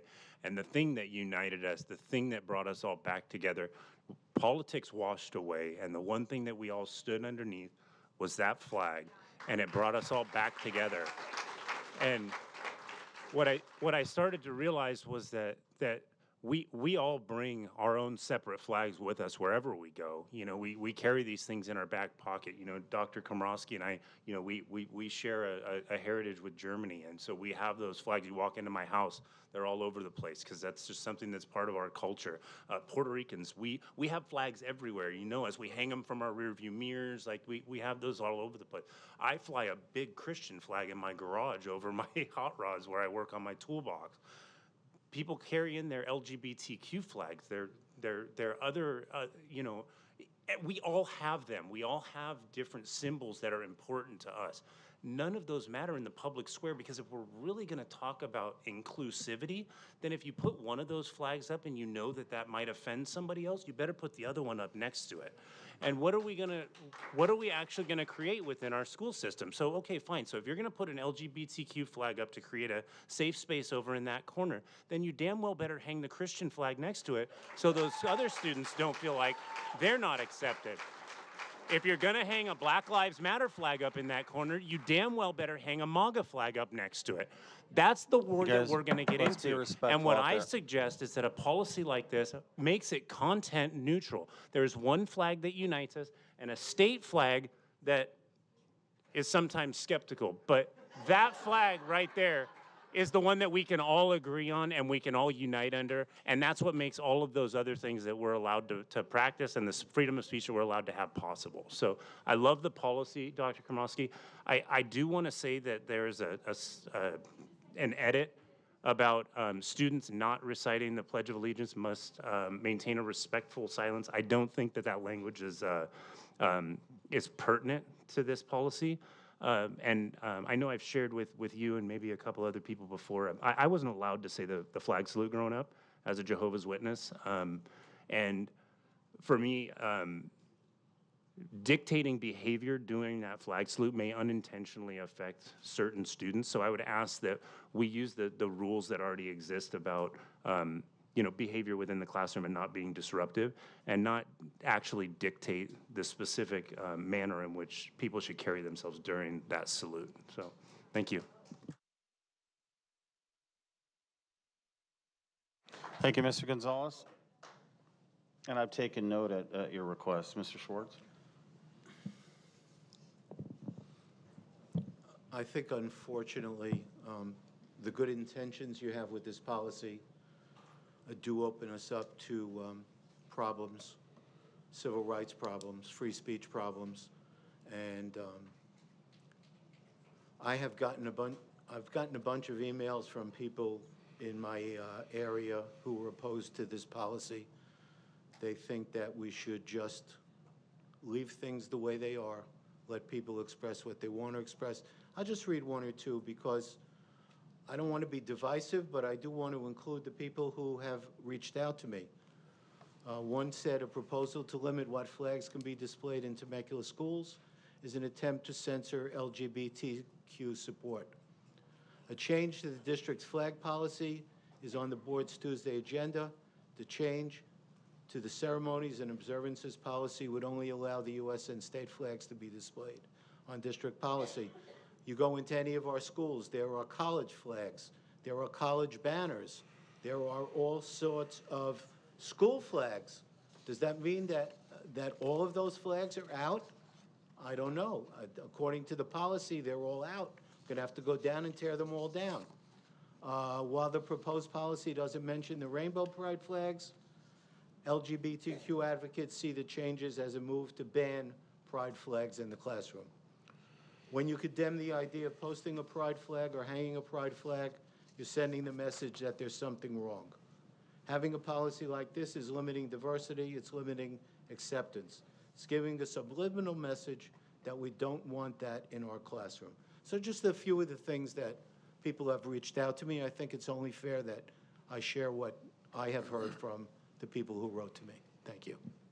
Thank you, Mr. Schwartz.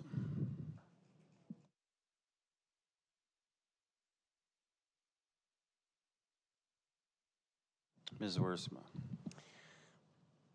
Mr. Gonzalez, I loved what you shared, and I think it's really important to look back in history at moments where we did unite. I know a lot of us know this, but from its inception, the American flag has been an important part of our nation's history. If you actually read about it like I did this weekend, it reminded me what I didn't know. It's survived over 200 years. It's physically and symbolically grown and developed in times of achievement and crisis. We've seen it all. Regardless of the social class, race, religion, or beliefs, as Americans, we should have this one thing in common. We are united under the ideals of life, liberty, and the pursuit of happiness. The flag, the American flag, is the symbol for this. It's the most inclusive, and it's the least discriminatory. That's what's so important. It doesn't symbolize the ideals of individuals or groups or segments of our population, but rather a country that stands together in good times and bad. And if you're not praying for our country right now, I hope that you start. The American flag is a reminder of the devotion of countless men and women who have made the ultimate sacrifice to protect our country and what it stands for. So if you are a veteran here today, thank you. I appreciate what you've done, what you've sacrificed. I know a couple of speakers shared that they don't want our students not to feel included, and that's true. If they're in a TVUSD classroom, they need to know they are loved and that they're affirmed and that they deserve an amazing education. But I want to read you something here, and again, to echo Mr. Schwartz, this might be a little bit divisive, but we're seeing scorched earth tonight in some ways, so I'm going to be honest and transparent with you. I just got off the phone with a friend who had her child removed from Mrs. Scharf's English class. She has so many things, paraphernalia, flags, and other issues, and she told me, this kid told her so many people are requesting to get transferred out, that her classes might empty. Now, I don't know if that's true or not. What I'm saying,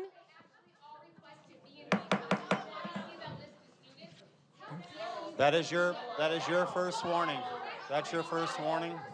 and you can recall me. And that's it. Something that I want to talk yourself out. Yourself out. That's it. That's it. Please see yourself out. Thank you. Thank you. This is not the public's meeting. We'll just keep it down. So that's all I've experienced is defamation of character in office. Mrs. Wiersma, do not engage. Do not. So, okay. So I'm going to pull it back. Mrs. Wiersma, let them calm down, okay? Let them calm down. Let them calm down.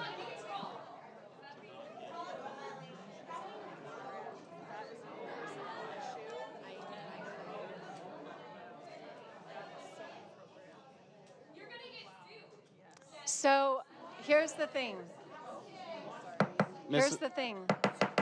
Mrs. Wiersma, please let the audience calm down. All right. Let's not discuss personnel issues. And once again, the audience, please, yeah, that's it. Yeah. All right.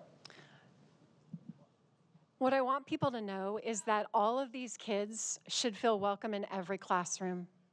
When I emphasize the fact of being sure as Americans we're united under one flag, it's because, like it or not, talk about it or not, I know I've spoken out, there's division and there's angst, and what we need to do is bring our kids back into a classroom where everybody feels welcome.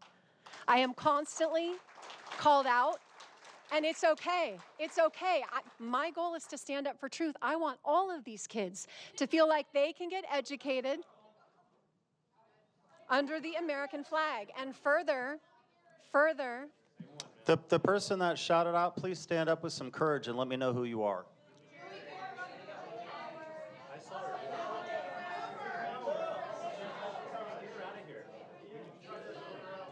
your first. Thank you. We have Mr. Vickery behind you. If you guys want to shout out like cowards and not stand up and show us who you are, we're going to find out. You are disrupting our meeting. It is not your meeting. It's this governing board's meeting. All right? It is a meeting held in the public. It is not a public meeting. That's it. If you want a 5-minute recess, I'll put us in one and give the entire audience the warning. Please keep it down. And it's really this side of the room, certain factions of it. Just saying. Thank you. So further clarification, I talked to legal today, and I think it's really important to define the flag because this policy is great, but I think we can take it a step further. A flag is defined, and this was suggested by legal, a flag is defined as a piece of material of distinct color and design used as a symbol, a standard, a signal, or an emblem. And I had somebody else reach out and share and say, you know what, when students come into my classroom, I want to make sure, in fact, she told me about how she put up a specific flag because these people were feeling ostracized. And so she's trying to balance all of it. And what she said is we also need to look at what are the posters? What's going on with the flags? Because I talk to these kids who feel intimidated. So it's all the way around. And if we define a flag as defined as a piece of material of distinct color and design used as a symbol, standard, signal, or emblem, it does cover that. People can wave a poster from a flagpole. You can use a poster in a variety of ways. So what I want to propose is this further language, which has been vetted by legal, and other districts have passed it for further clarification. So I've got it written down. And again, I think what's most at stake is our kids.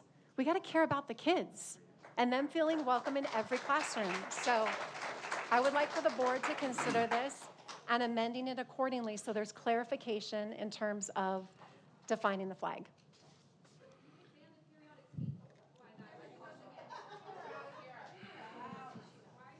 Let's keep it down. Thank you. Thank you. Okay. Ma'am, thank you. All right. Let's keep it down. This would go a lot easier with no audience in here. Please, can we stop so we can continue the meeting?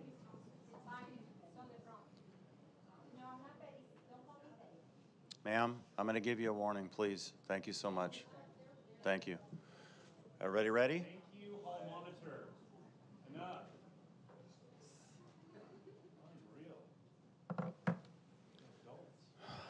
All right. Okay. Ms. Wiersma, noted, under exactly what number is that, 8? Where you'd like that definition to appear? I have on other occasions by the order of the president in accordance with presidential instructions or orders. And then we have no flag other than the United States. You want that above that? Seems like it'd be best fit there as far as a definition, but I don't know. I would definitely say above it to define the flag first under number 8 and above the red lined words. Not to jump over you. Oh, but you're gonna. Can I just I know, suggest? just go.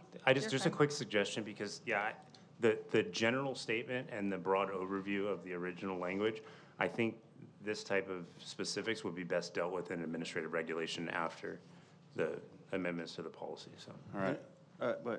Yeah, it's Mrs. Barclay's turn. Go And then for it's, it. and then it's mine, and then we'll open up Thank you. discussion. Yeah. Wow, okay, was not expecting that. Okay, so first of all, I mean, we know how this is gonna go. I'm not gonna waste too much time. But just a couple of questions, and Joe, since this is yours, if you don't mind. So what's the objective of this suggestion? Like, what's your overarching goal with this language? Thanks for the question. I'll address it in my comments. Right now, just feel free to make some more comments. Okay. And then, I mean, yeah. it would just be helpful if I knew like what your objective Yeah, I'll answer that. was Yeah. as I'm making my comments, instead of wasting time. But okay, that's fine. So, I mean, if the objective is, which it sounds like your supporters are saying, is to get rid of the pride flag, why don't you just say it? Like, why don't we just say that? Okay. Secondly, I should have said this first. I should have said this first. I am a huge supporter of the American flag. It hangs at my home. My dad was in the military. I fully support a flag in every classroom, and I hope there is one. And I know that it is available to teachers, and I hope we all fly the flag, and I know we do the pledge every day, and I fully support that. And I think it's very important, and I could go on, but I'll leave it at that. I'm a huge fan of the flag. What concerns me here is, as I usually do, I have a lot of questions because I had a lot of people reach out to me this week for clarification. So if we're going to say only a flag, even as defined, as you said, Jen, a piece of material of distinct color and design used as a symbol, standard, signal, or emblem. So as this reads, we have eliminated a lot of things. I had a teacher reach out to me and said, I'm ordering a bunch of school flags with our school symbol on it. Should I stop the order? And I said, yes, you should, because this says we can only have an American flag and the state of California flag on school grounds. The middle schools, I know you're chuckling, Danny, but is that not? Absurd, right? Well, I think it is too, which is why I'm like, what? Exactly. Exactly. Right. I completely agree.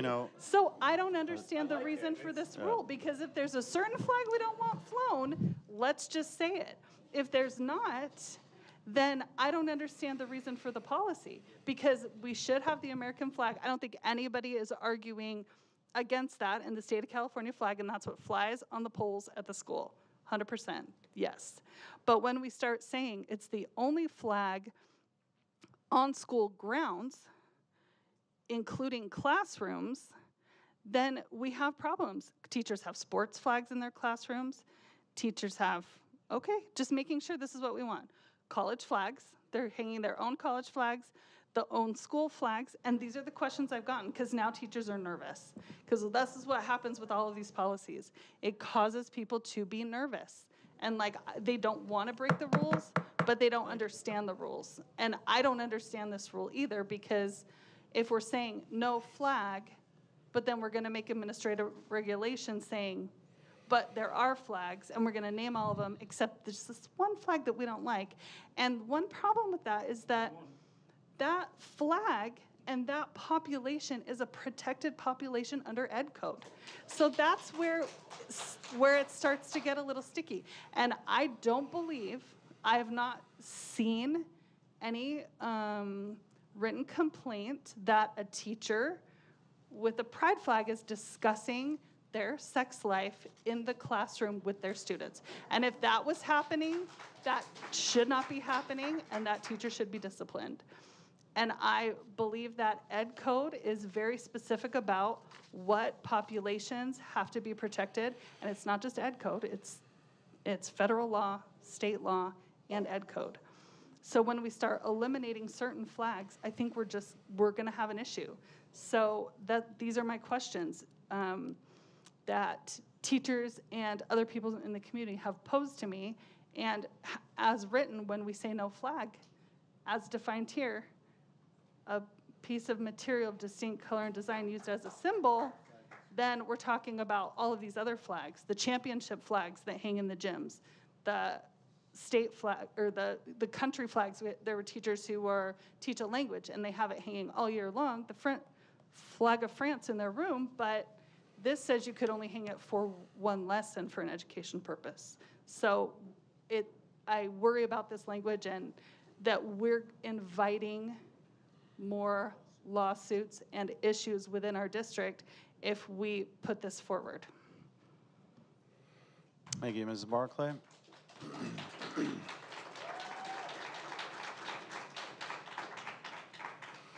So I've got some notes, and I'll read from them, and I'll definitely give you the objective. As a school board member and veteran and proud American, this is near and dear to my heart. I am a patriot. What does that mean? It means I love my country. At one point, I was willing to die for my country. So to give you the clear objective, we'll talk about patriotic exercises because it's inside this administrative regulation. And then after that, display of the flag.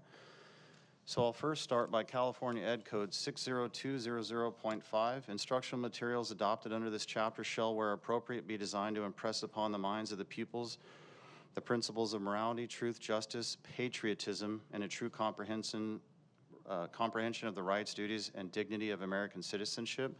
So right there we have patriotism, 60200.5, emphasizing patriotic exercises. So it's an exercise to show love for your country. And you know what? It's mandated. It's by law. So we have a need in the district. And then let me give you another ed code. The other ed code is 233.5. We've heard this, a lot.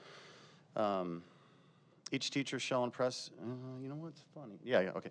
Each teacher shall endeavor to impress upon the minds of the pupils of the principles of morality, truth, justice, patriotism, the true comprehensions of rights, duties, and dignity of American citizenship, and the meaning of equality.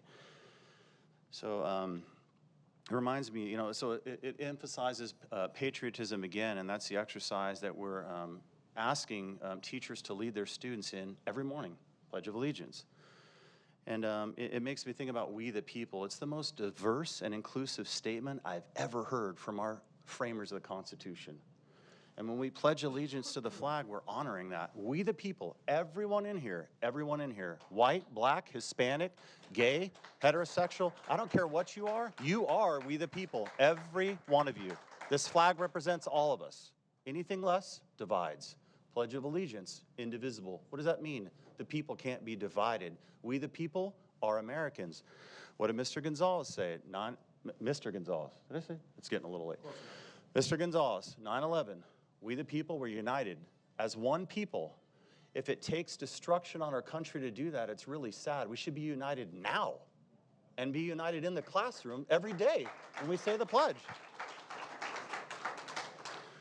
So with that being said, we don't have, I was reminded, I visited a lot of schools, and I love the schools, and I get it. There are classrooms that are missing flags. There's many that have flags.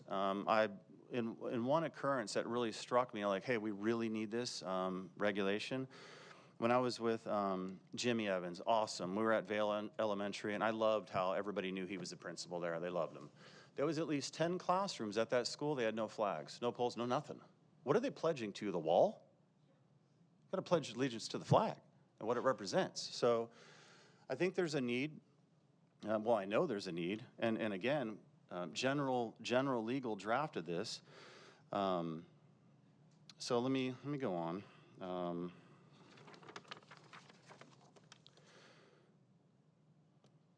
There's no discrimination, or sorry. Yeah.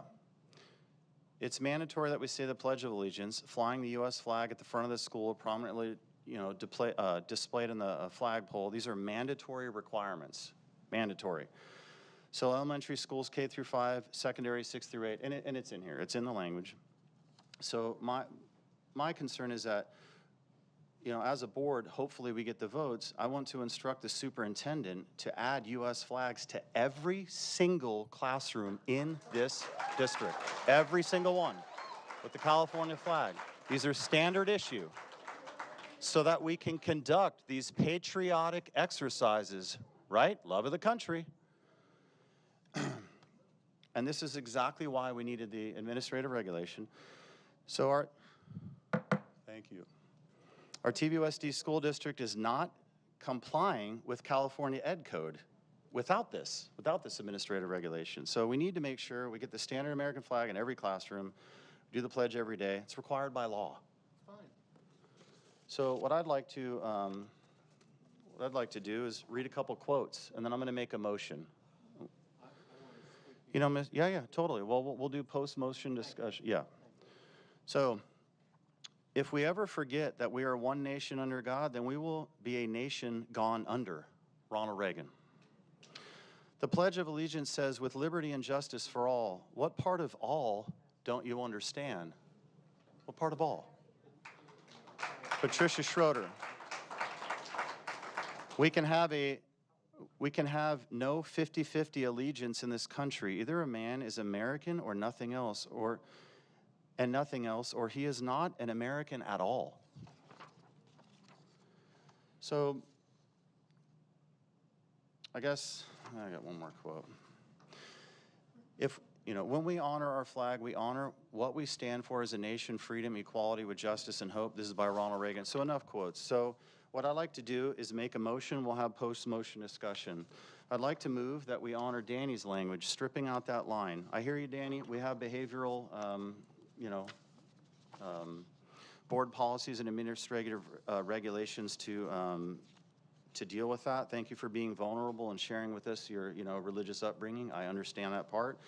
I would also like to add one more line above Mrs. Wiersma's under 8, where it says, on other occasions by order of the president in accordance with presidential instructions or orders, flags other than the United States of America and state of California, then your definition under that. It sets the context for why we need the definition.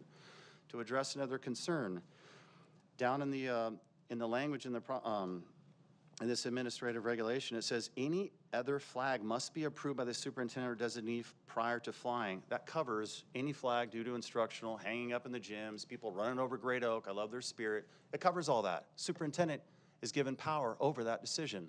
Check, good to go. We can still conduct our patriotic exercises and still have that covered. But Joe, So it says it's only but only if it's for educational purposes. Yeah. Hey, look, I was in a Spanish classroom at Chaparral, and she had a flag of Mexico on the wall. And I'm thinking, well, it's relating. They're learning Spanish. I mean, I don't see a problem with But how allowing are some of school the flags for flexibility. educational purposes? Like the TVHS flag. So again, superintendent, we're not banning college flags and all that. And I'm sure there's many counselors at the high schools when you go. Excuse me. So let's say, look, I want to go to UCLA, UC Berkeley, Biola, APU, whatever college it is, right? Just throw them up on the map. I'm sure they have flags all over that represent these colleges that the students want to go to. It's in the purview of the superintendent to allow those in because they're instructionally related. Or designees. So a designee could also approve a pride flag? For educational purposes? Well, that's my question. Why- is like why wouldn't that fall under the same- Your symbol of TVHS or Great Oak, that's not really an educational purpose. That's school spirit. But if you are saying that it's only for educational purposes, so a teacher can't have their Raiders flag in their room, that's not educational purpose. So I just still think it's gonna cause issues. And then you're also requiring the superintendent or designees to spend their time evaluating everyone's flags. Yeah, and it's all in the sake of patriotism, pledging allegiance to the because flag. no one's arguing there shouldn't be an 'Cause American flag. that's the bigger issue. But That's no the one's bigger issue. arguing about the American flag. I think it's great. I think everyone should have a flag in their classroom. I am not against that. But that's not what we're saying here. We're saying no other flag should ever be shown. I think we could make a rule saying there should That's a straw be a man. flag. We never said ever. It says right there, no I just, flag may be displayed on school grounds unless it is. Can I US ask? flag. hold on. So that's where I'm having a Yeah. hard time. So with that additional language, I want to ask for, I am moving, do I have a second? Then we can have post-motion discussion, because we can sit up here and talk all night. We really Okay. can, and we'll have more discussion. I move those changes, do I have a second? Second.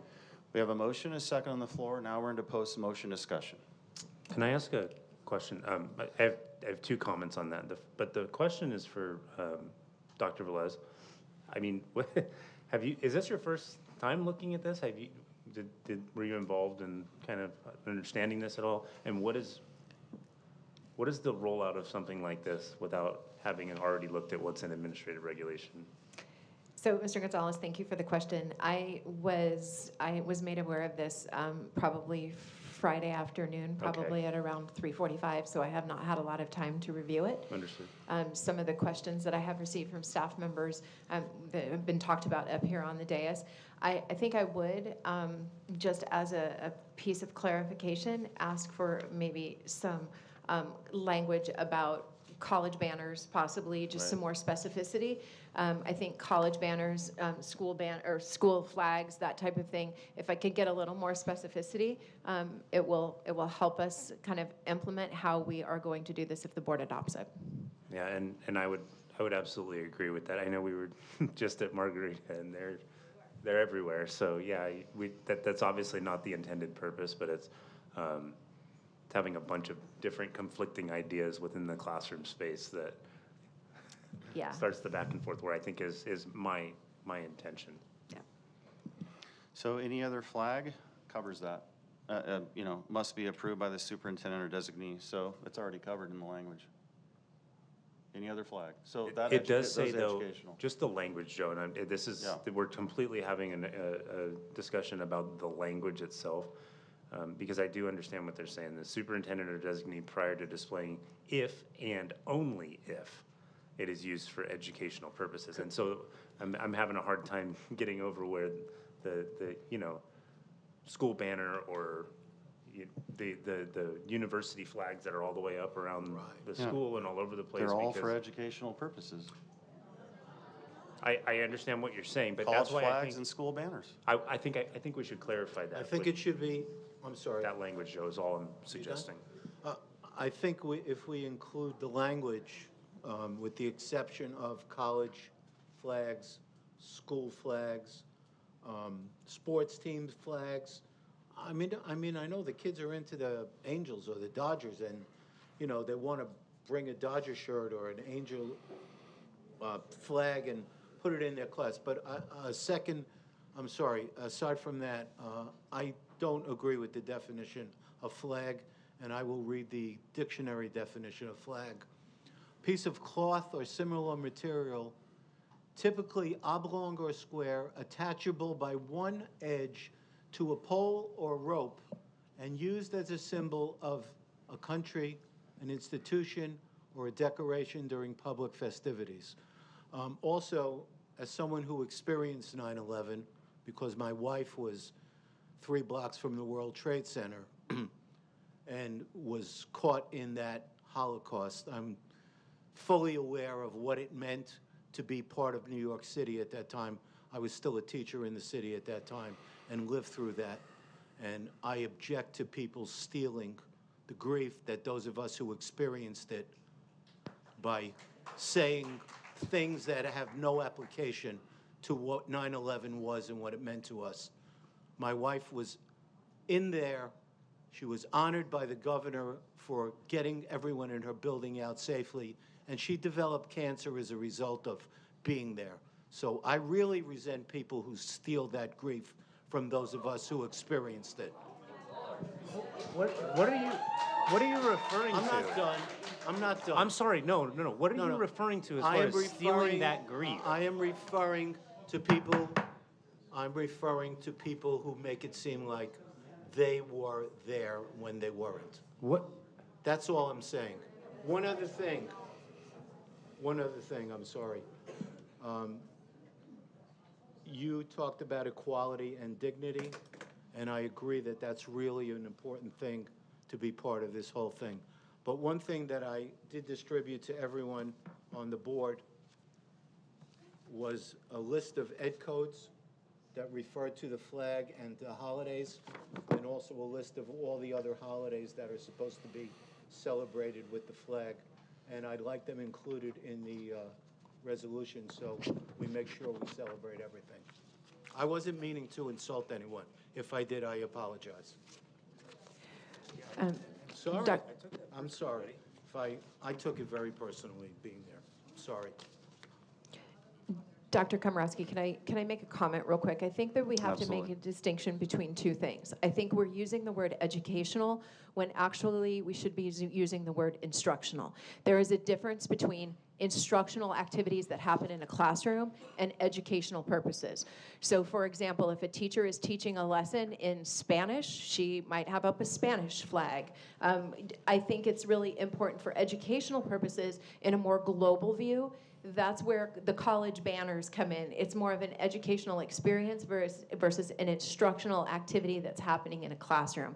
So I would ask for some specificity in terms of that language. I think there is a distinction between the two.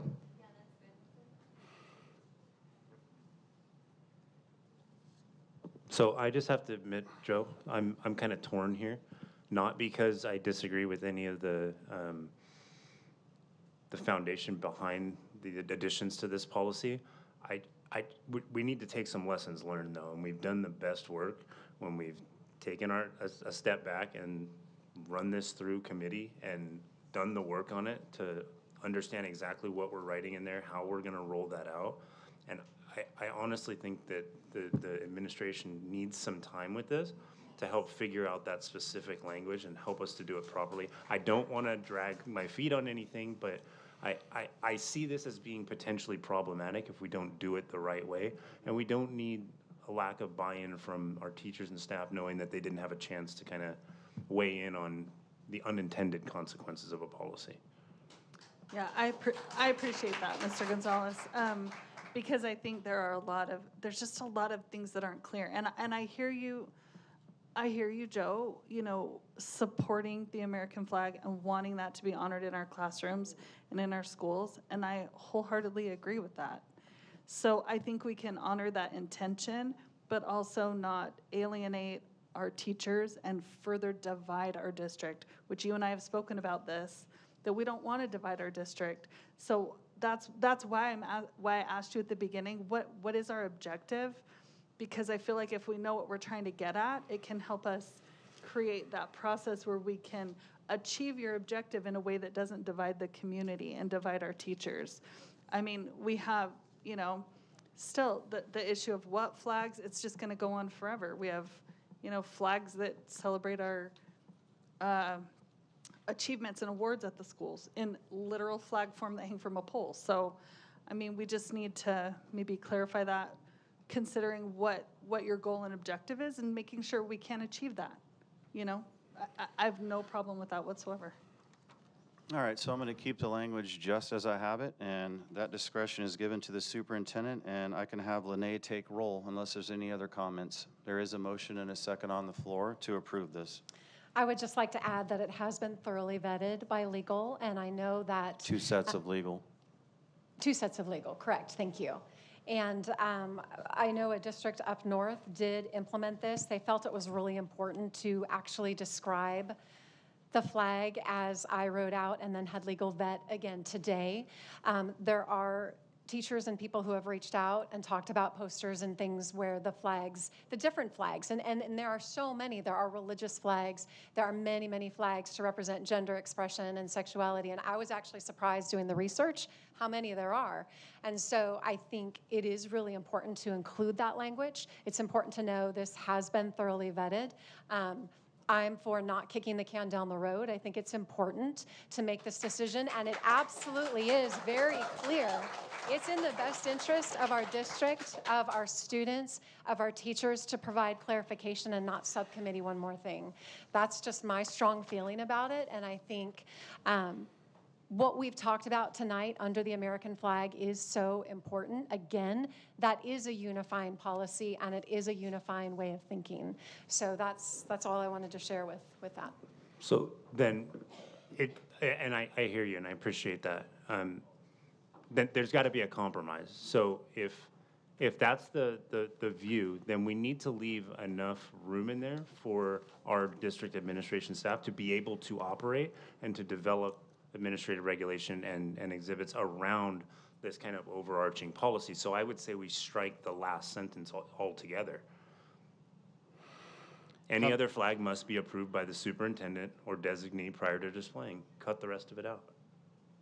and give the power to our district admin staff to make the decision and the determination on what's appropriate. But doesn't that make it more strict? In what way? Because there is no exception. There is. The exception is it needs to be approved by the superintendent or designee, which would be our district's superintendent Okay, or wait, I staff don't think I'm following you. designee. Say it again. So what do you want to do? Take out what part? The last sentence. If and only if it is used Oh, for the last educational part of the purposes sentence. and only during the related instructional period. How So about just this, take that sentence out of there so that we can further develop the language, and this is not, tying the hands of our district staff. If you want to push it forward today, I'm offering a compromise. If not, I say we send it back to committee. We can address some of Mr. What Schwartz's ideas about the other holidays that I don't even think I looked at. I didn't even Yeah. address because it wasn't redlined in here. I think if we're looking at this, we should look at those holidays because there are actually some federally required ones that aren't in there. And maybe we So- do that after the fact, but I understand the purpose of this particular thing. I understand my colleagues not wanting to kick this down the road. I understand, but I'm telling you that the language in there is the problem. All right, how about this, And I Mr. think that Gonzalez? unnecessarily handcuffs. Let's further specify the compromise. If and only if it is used for educational purposes and/or instructional purposes only during the related instructional period. We're including Dr. Velez's language in there. We are making a distinction. Do you have any comment on that, Dr. Velez? Dr. Komrosky, can you read that again, please? Any other flag must be approved by the superintendent or designee prior to displaying if and only if it is used for educational purposes and/or instructional purposes only during the related instructional period. Or, right. I think it's a compromise, Mr. Gonzalez. No. It I makes the think- distinction that she wants. It gives her full power to approve all kinds of flags. The college flags, the banners, But you're It gives her that you're power. still only allowing flags for educational or instructional purposes. So, someone hell, who, every time we enter a gym and we look at some flags, it's instructional. They're reminded, Great Oak flag or banners or well, pennants. I feel like it's just still really, I don't know. I don't like that language. I think it's still so open because then again, a lot of kids will bond because they walk into their teacher's classroom. Oh, you like the Raiders? I like the Raiders. We should talk. None of that happens now. All of those things I are. really, Dr. Kamal, I really feel like we need to leave our superintendents some power to work within this stuff because they're absolutely right. They have sports weeks, they have sports themes, these come up. We need to be able to still operate within the classroom setting without being handcuffed by these things or having to go through a board policy revision in order to, have a football team event on Super Bowl Sunday or something. You understand what I'm saying? I just think we just erase the last sentence. And it does Not the everything. last sentence, but the clause. So basically, you're saying any other flag must be approved by the superintendent or designee prior to displaying. Period. Dr. Velez, that distinction that I gave you, if and only if it is used for educational purposes and/or instructional purposes, what if it just said that and lopped off only during the related instructional period? What if it said any other flag must be approved by the superintendent or designee prior to displaying, if only if it is used for educational purposes and/or instructional purposes, period? I think you've made the distinction with that. My only concern about the entire policy is I think that there have been issues brought up today that it's lacking holidays that are actually federally mandated holidays on here. So I'm better with that language, but I also think there's some missing pieces here just in terms of the federal holidays. Yeah, so let me just draw attention. All right, so you're outside of, that's a separate issue. So my question though is, what about that sentence? I addressed that question. The language is better.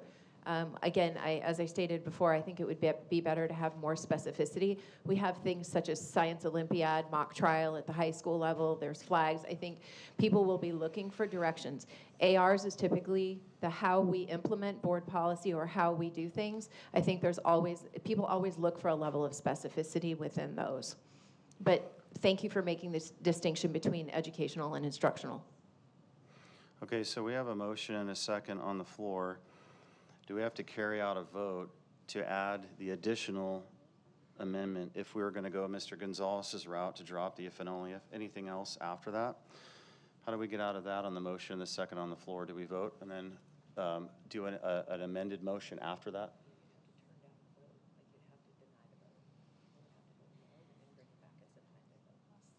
Right after the vote. So, any other flag must be approved by the superintendent or designee prior to displaying. Gives more flexibility to the superintendent.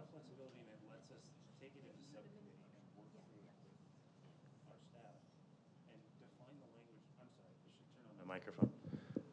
Yeah, absolutely. It gives us a lot of flexibility, and it gives us the opportunity to take it into subcommittee to approve the language and the policy, but then take it into subcommittee and work through it with administrative regulation. You're saying We would still take it after. into subcommittee in order to look at the administrative regulation and to work through some of the other suggestions about added holidays. We could always bring it back if we decide that we need to do those, but in looking at some of these holidays, like, I don't know that they're mandated by Ed Code. I haven't had the time, and I doubt any of our staff. I have, and they're not mandated, and I checked with general counsel. What they say is are encouraged, and we don't have the bandwidth. There's probably over 25. I mean, they forgot Groundhog Day as well. I mean, there's so many. There's a certain bandwidth that every district has, is flexibility to, have these holidays recognized, but they can also be recognized outside of the district because we just don't have the bandwidth. Right. But specifically on Ed Code, it says are encouraged. It doesn't mean they're legally binding, like necessarily they must be. So this policy, though, on the patriotic exercises and display of the flag, it is mandatory. It's by law, like we have to do it. So that's the distinction. The other part can be pushed off, quite frankly. So one quick question. We're talking about administrative regulation versus board policy. This is the AR. It is. It's just listed as board policy, isn't it? But this is the AR. So this is we got a pickle. I guess think I we was should thinking. subcommittee I was it. thinking more about the exhibits. Yeah, than, no, I'm just using the wrong terminology. Yeah. Subcommittee, Danny. So this is all the specificity we're going to get because this is the AR. So if we want more, we need to talk about it more. Yeah, no. There is a holiday missing that is required, Joe. It's Juneteenth. It's not on there, so we do have to make that change. So I'm against required. going into subcommittee right now. We don't need a subcommittee for a flag and a pledge of allegiance to the flag in every classroom, Danny. I'm sorry. I would agree. Yeah, right. You are. No, You're asking us to go into subcommittee. we don't. We I'm don't need asking a to take subcommittee a for vote that. Yeah, to have this. But it's, as I said before, That's Joe, it's a language thing that I'm bringing up, and that's not at all what I'm saying. Absolutely, we need a flag in every classroom, and I agree wholeheartedly about not having conflicting political ideology flags in every classroom. I think it's disruptive to the learning environment.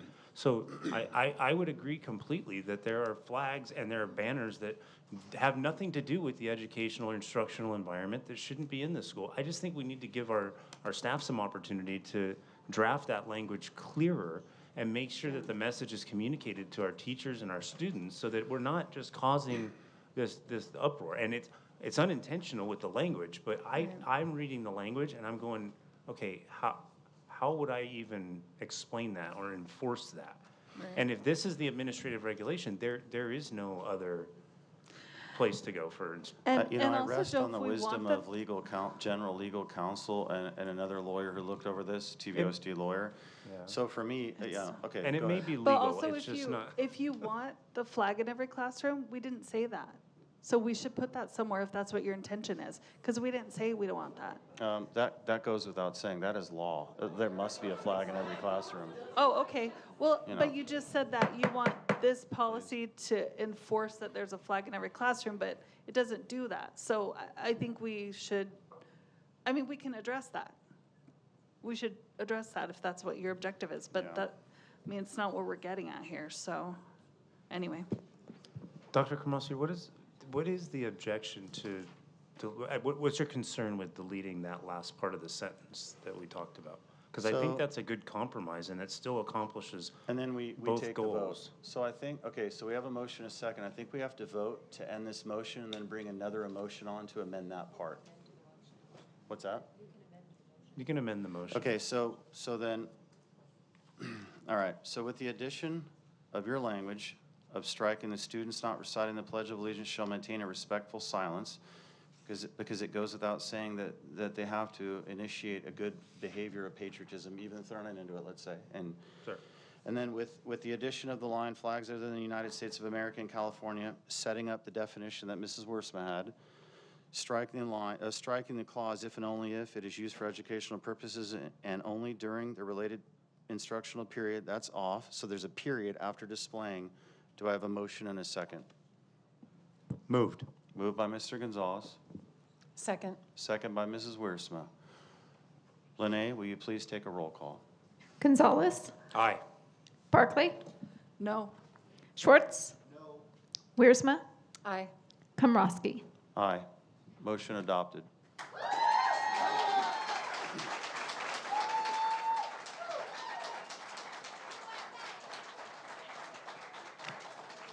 Okay, now we're on to item number 3.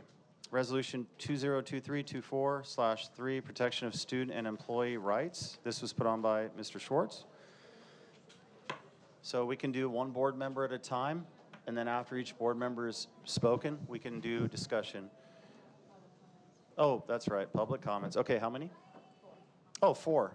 3 minutes each, everybody? All right, 3 minutes each, 4 public comments.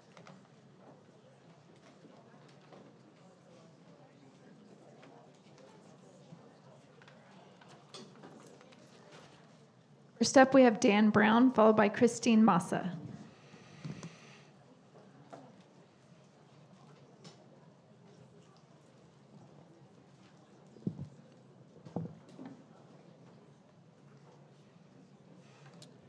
I believe this resolution is unnecessary because the protections already exist. It references an uncited claim. Yeah, Mr. Brown, we can't hear you. Sorry. It's just closer? Yeah, we'll start the time over, Okay. Jose. All right. I won't need the full 3 minutes. All right, thank you. All right. This resolution is unnecessary because the protections already exist. It references an uncited claim from the CDC, and how is that trustworthy? This resolution singles out a narrow community as victims in the name of equity, all the while creating the inequity it claims to oppose. Throw in the plus, and it opens the door to all other deviancies.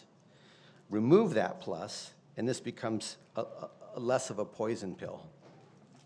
The further resolved paragraphs clearly tells the real purpose of the resolution. In my mind, it's so teachers and students can claim the removal of the pride flags or the parental notification policy classifies as bullying, and therefore can exempt them from those policies. The majority of those who choose the LGBTQ lifestyles do so because of past family trauma. The love, value, peace, and healing they seek can only be found in Christ Jesus. All sin, regardless of what it is, leads to not only physical death, but an eternal death because it rejects Jesus and his sacrificial love. The Christian is not hating because he's pointing out behavior that is harmful. We understand the eternal suffering is greater than the temporal pain they feel now. We seek to show them the love that found us. Granted, we have not always done a good job at conveying that message, but love is not love, but one that loves the person, not accepting the behavior that will destroy them. This resolution does nothing but virtue signal.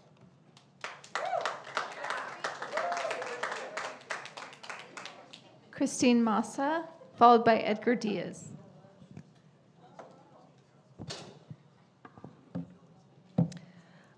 I'd like to express my wholehearted support for this protection of student and employee rights. While this board majority has done a despicable job with the hypocrisy they've shown, it's time to do the right thing and recognize that there are employees and educators of the highest caliber who are gay, lesbian, transgender, and that all employees are valued members of the school community regardless of their gender identity, gender expression, or sexual orientation. And you all just sat right up on the dais and said how much you appreciate this protected class. This board majority has done major damage to our LGBT+ youth and staff with previously passed policies denigrating their heroes, attempting to take away their safe spaces and their images of support. Yet you sit on the dais in Instagram posts and you say, I love all kids, and then you pass policies to show that you only love the straight, cisgendered ones. Take a step in the right direction and show them that you'll try to do better. You know, it's funny, I was listening to the previous speaker's topic or comment and remembering December of 2022 when you were passing a resolution condemning racism, and I stood up and made a similar comment saying it wasn't necessary because it was already protected in Ed Code. But you chose to adopt it anyway. You remember that, right? So I'd like the board majority to remember that the first resolution you passed in December 2022 was a resolution against racism, and if that was important to you, then consider this as a companion piece to that resolution. And then, when considering future policies and policy changes, remember that you adopted this and then act in accordance. And if you forget, we'll all remind you. Thank you.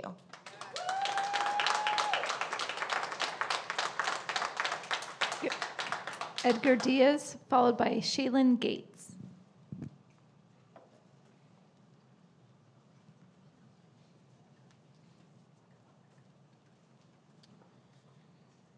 Hey, I feel like the price is right. Finally got my name called. We got a shirt. It was great. It's great to come up here. I'm up here just to talk about what I'm hearing from many of our members who are teaching and part of the association in different parts of the district, whether they are in classrooms or whether in working with students in one way or another. There's a lot of angst about how well they are supported, how well they will be maintained here in the district, knowing that they are impactful members of the educational community here. A lot of it, what we do, I think we heard in other sessions, is about building connections with students, whether it's by sharing who we are and what we are to build those relationships so we can get them to be comfortable and positive in our classrooms and on the relationships we're building, because we're all trying to build trust with them so that way we can, again, help them anyway, not even just saying anything. I know you guys, we've heard a lot about sexuality here. We're just trying to be honest people with the people that we are serving, with the families we are serving, and making sure that people can be who they are so they can be the strongest person that they are, and they can be the strongest academic, or sorry, the strongest. The resolution. Okay. Yeah, I'm sorry. Are you able to send me an email tonight, though, and we'll get back to you first Sure. thing tomorrow? Yeah, yeah. Good call, Alrighty, Mr. thanks. Gonzalez. Yeah, yeah. Thank you.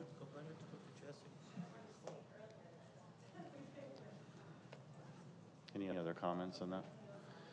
Okay, so we're now opening up. I'll try and be brief in the interest of time. I understand the desire behind putting forward this resolution, and I would completely agree that we're representing all of our students when we're on this board, as educators, as a district administration staff. There is some language that is concerning. I will say for the record that I don't think that it is the mission vision of this board to try to create social just spaces. It's a term that is used that is subjective, and it doesn't have any clear guidance to what even that. Those students in the next week who have gone through that. Also, there's religious bigotry. I know Mr. Schwartz.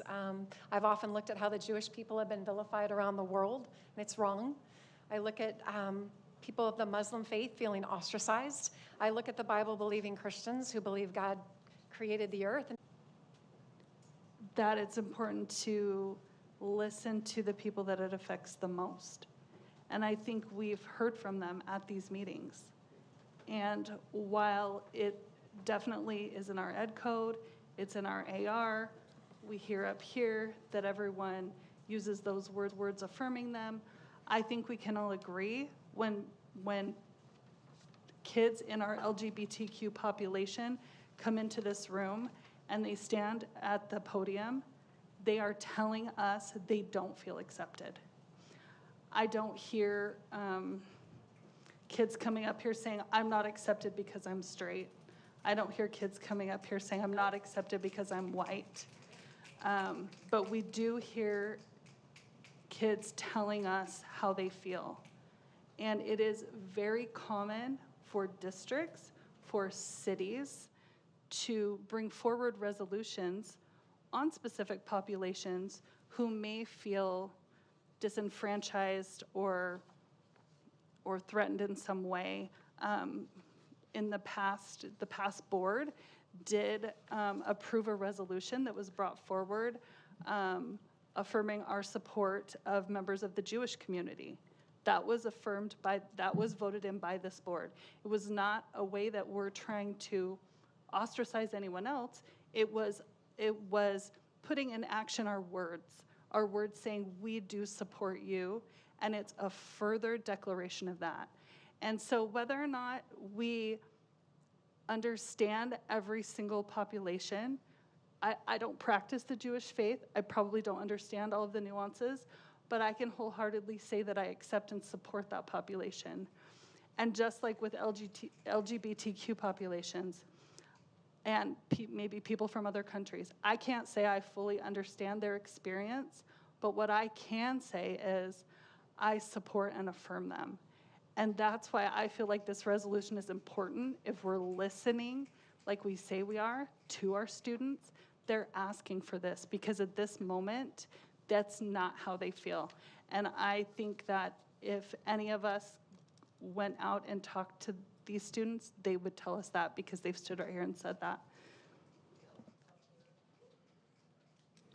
Okay, thank you, Mrs. Barclay. I can go back to the last paragraph, and it says, be it further resolved that the board declares the Temecula Valley Unified School District to be a safe space for all of its students. I echo the sentiments for Mr. Gonzalez. There's another board policy. He cited it, but there's even more to it as well that covers this. Board policy 0100, repeats the concept of a safe space. It's already covered under board policy. The other problematic part that Mr. Gonzalez echoed that or stated that I echo is the socially just part. For me, it is subjective. It steers away from objective truth, and this is my opinion. I'm only one board member. I want less social activism in the district and more back to the basics education. It's a clear-cut line for me. It's why I was voted in. So I find that language problematic as well. Thank you. There's also redundancy. There's an article out called Redundancy When Law Repeats Itself by Professor John M. Gordon, Texas Law Review. Redundant legislation only leads to confusion and creates attempts by lawyers to attribute some new effect to a piece of redundant legislation because legal reasoning assumes that the legislative body must have had something new in mind when adopting a piece of new legislation. It's a very long article, but it talks about the side effects of voting something like this in when we already have board policy that covers it. Now I'll refer, my stance, and I've also said this on the Tuesday, June 14 meeting that we had at the theater, where I affirmed my commitment that I made twice in my life, a member of the U.S. Army active duty, where I swore to defend the Constitution of the United States, and then the state constitution that covers the protection of LGBTQ kids. It's already covered. They're already protected, and you could see in my board comments. And to top it off, I was endorsed by a gay Republican named Carl DeMaio. Okay, so that's all I have for that. And we could say, do we have a motion in a second? But that's all I have to basically say. Sorry. Let me finish that off. I'm definitely for the safety and the protection of the LGBT in TVUSD. That goes without saying, and it's covered in our board policy, the Constitution. And there's a redundancy here I think we can avoid. I will just say, as the person who put this resolution on the agenda, it had two purposes. One was to protect students who have come to me and say they don't feel safe, and two, to see how we all stand on this. So I'm ready to vote. All right, so yes, Mr. Schwartz, it's moved by Mr. Schwartz. But let me be specific. I call for a motion, a second, to approve Resolution 2023-2403, Protection of the Student Employee Rights. It's moved by Mr. Schwartz. Do we have a second? Second. Second by Mrs. Barclay. Lene, do we have a post-motion discussion now? Yeah. I mean, I would just add, in response to your comments, Joe, that, we sat here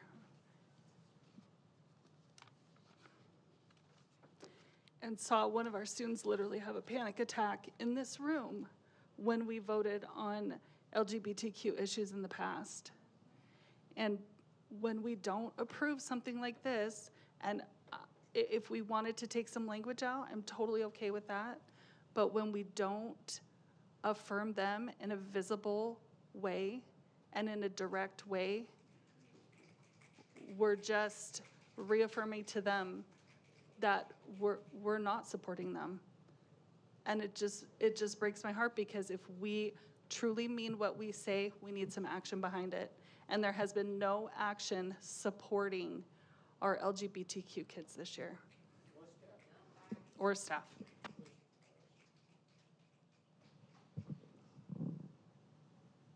You had your mic on. I was waiting for you, Mr. Ridgman. Thanks, Ms. Barclay. Do you want me to? Mine's just real quick, because I understand what you're saying, and we were sitting right here next to each other watching. I know what was happening. It is heartbreaking to see that is what these young people are feeling and understanding. A lot of that is the conversation that's happening surrounding some of these issues and the vilification of some of our objectives, our policies, our even our motivations behind it. And I know I've shared maybe with one or two of you, this is not a topic or a subject that is just so far removed from my own understanding. And I have personal experience with this, as some of you may know. It does not come from a place of hatred or of even misunderstanding. It's quite the opposite. And I would be all for drafting a policy that wasn't so directed just at one subset of people, and maybe addressed all populations within TVUSD and a wide range of those people. But I just think the language within here, because it is already covered so widely under each existing board policy, it's potentially problematic. And I would want to put something like this and take a little more time on it and be more conscious of what the language was actually going to say before we approved it. And if you want to do that work, I'm happy to join you in doing that. So.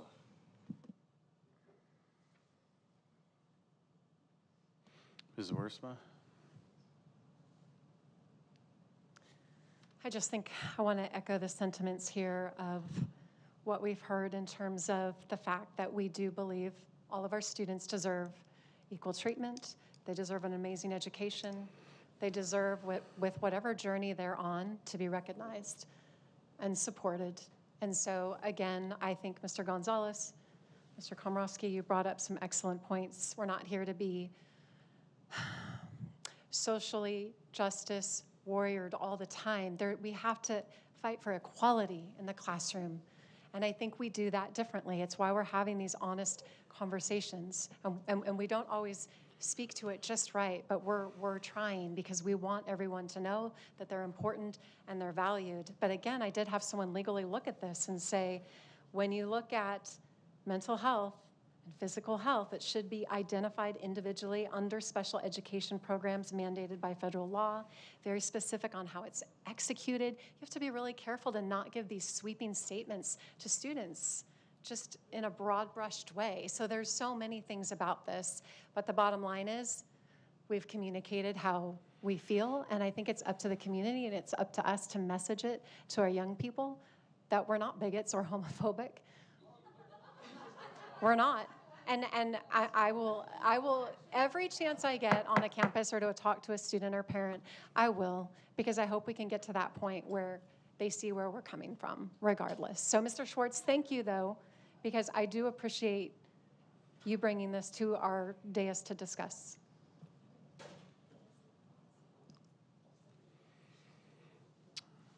All right, I have no further comments, and we're just going to wait for Mr. Schwartz so we can have a roll taken by Lene. And Danny, let's get together. Okay.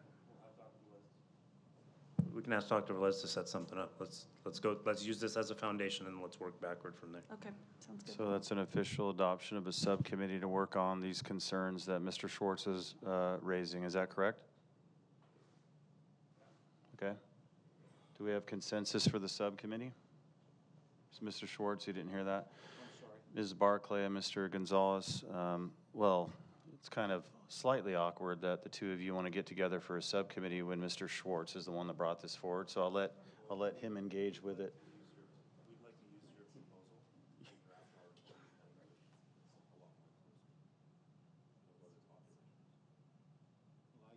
Steve, you can take my place if you want.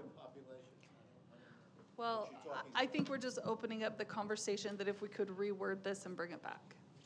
Yeah, I'd be happy to sit with somebody. Okay, so I just So need. Danny and I were going to do it, but if you and Danny want to do it, I'm fine to step out. Sure. Okay, great. So we have the adoption of a subcommittee to further this issue, and we can continue with the vote because we have a motion and a second on the floor. Lene, will you please call roll? Gonzalez.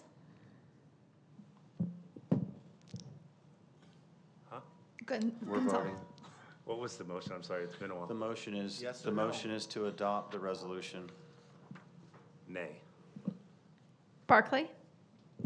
Aye. Schwartz. Yes. Wiersma. Nay. Komrosky. Nay. Motion not approved, 2-3. Now we're on to Board Policy 6144, Teaching on Controversial Issues. On this one, we have 3 public comments, so I would say 3 minutes apiece. Sure. Board agrees? Okay.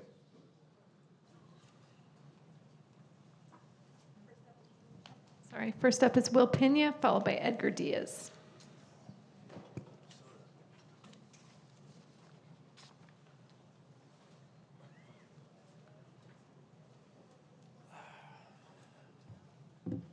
All right, good afternoon. Personally, I think the teachers are doing rather well. I don't really see a reason for this policy.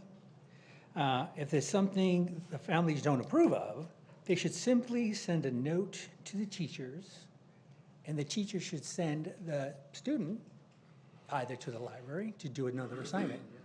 I mean, we've done this for years. I don't know why now we need to have this resolution done. That's it. Thank you.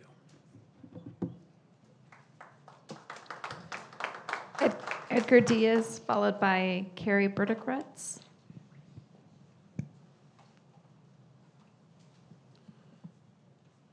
Hey, one more time, glad that we're coming up with board policy, and it's coming up over multiple sessions where we get a chance to read through it, talk about it. Hopefully at some point it goes back to a working group where teachers can also add some input as well to these different board policies that are coming up and administrative regulations. And I know this one was developed in the past, and I just hope that we are able to bring it to another group that can look it over again and bring it more to, add some more input, as before it was just written as guidelines, but now that it's coming into an actual policy that, or administrative regulation. Board policy, right? It's coming into a board policy, that at least we can add some more input that would be more inclusive, including different subjects beyond social studies and English. Thank you. Carrie Burdick-Rutz.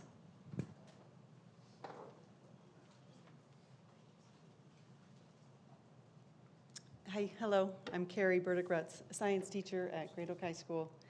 I'm looking at this through the lens of a science teacher, and I think that the district knows very well some of the concerns. In the definition specifically, I looked up a lot of definitions of my own, and I don't see one that describes it as such. So I'd like you to maybe simplify that.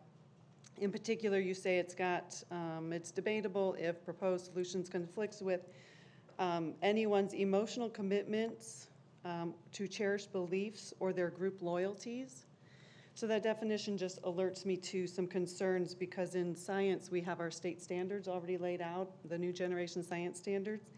And we teach critical thinking, we teach problem solving, we teach fact, theory, hypotheses, multiple hypotheses. But not every standard can be debated, like, to show both sides. Like the flat earthers. So when we're teaching volcanoes and the magma in the mantle, I can't go save time in a day where I go research all the flat earth beliefs because I have the kids in the class who are like, oh, flat earth. So there has to be some kind of description in here that limits it so that we can have some protection under state standards, that I don't have to go give time for every one of the alternative views that's not scientifically based in evidence. That's it. I think most of it's already covered by teaching credentials and ed code and critical thinking and the CCCs, but if you want to make a policy, I think you need to redo the definition. That's it.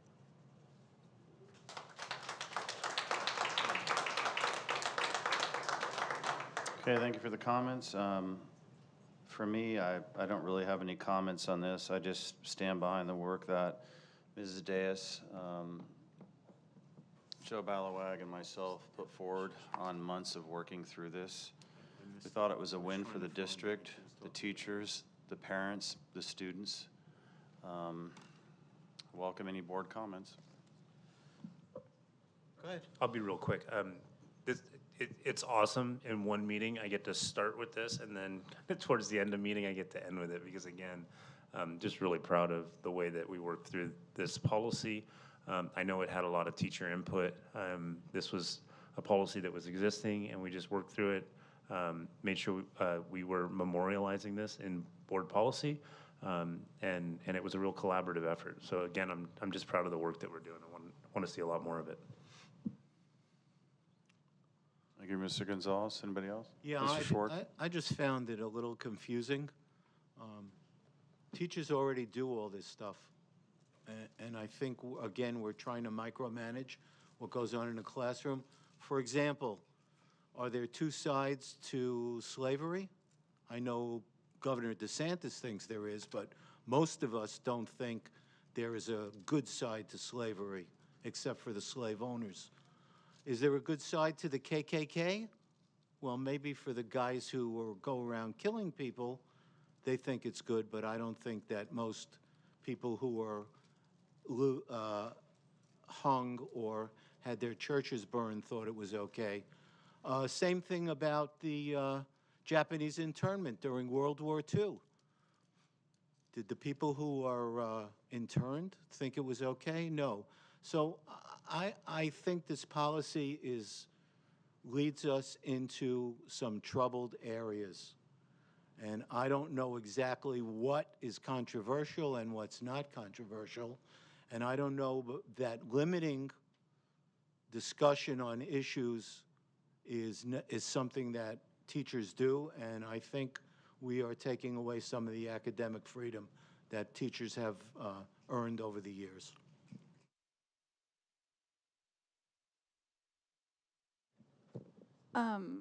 Could I ask for a little feedback from Mrs. Deus, since she worked with you on this? Ms. Deus, if you want to approach or there on the mic, it's up to you. I know it's a little late. Please. Whatever you desire. Okay, she's coming. Please come in the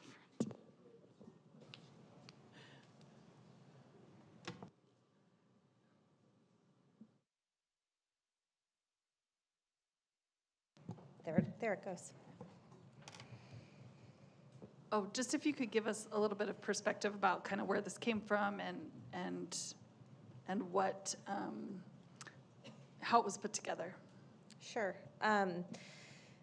This actually is a paper, a document, a practice that we've had for probably the last 4 years.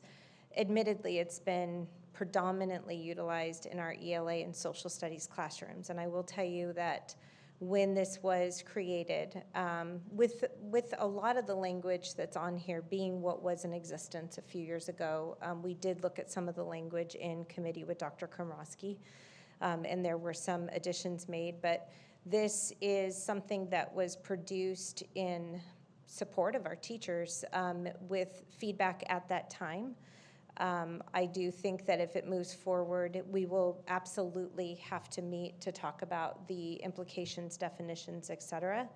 I hear everything that's being said. It does state in there that we're looking at controversial issues more specifically related to some contents like politics, social, historical, but overall, The inception of this is looking at the fact that we have standards-based curriculum that we adhere to in our guaranteed and viable instruction and access to that content in all of our classes.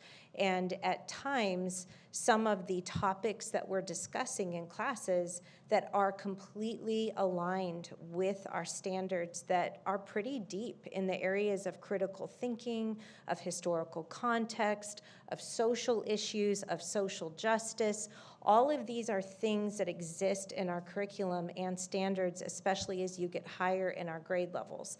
So this document is basically stating that we are going to discuss controversial issues in our classes because we are producing critical thinkers and we have standards that tell us we have to do so.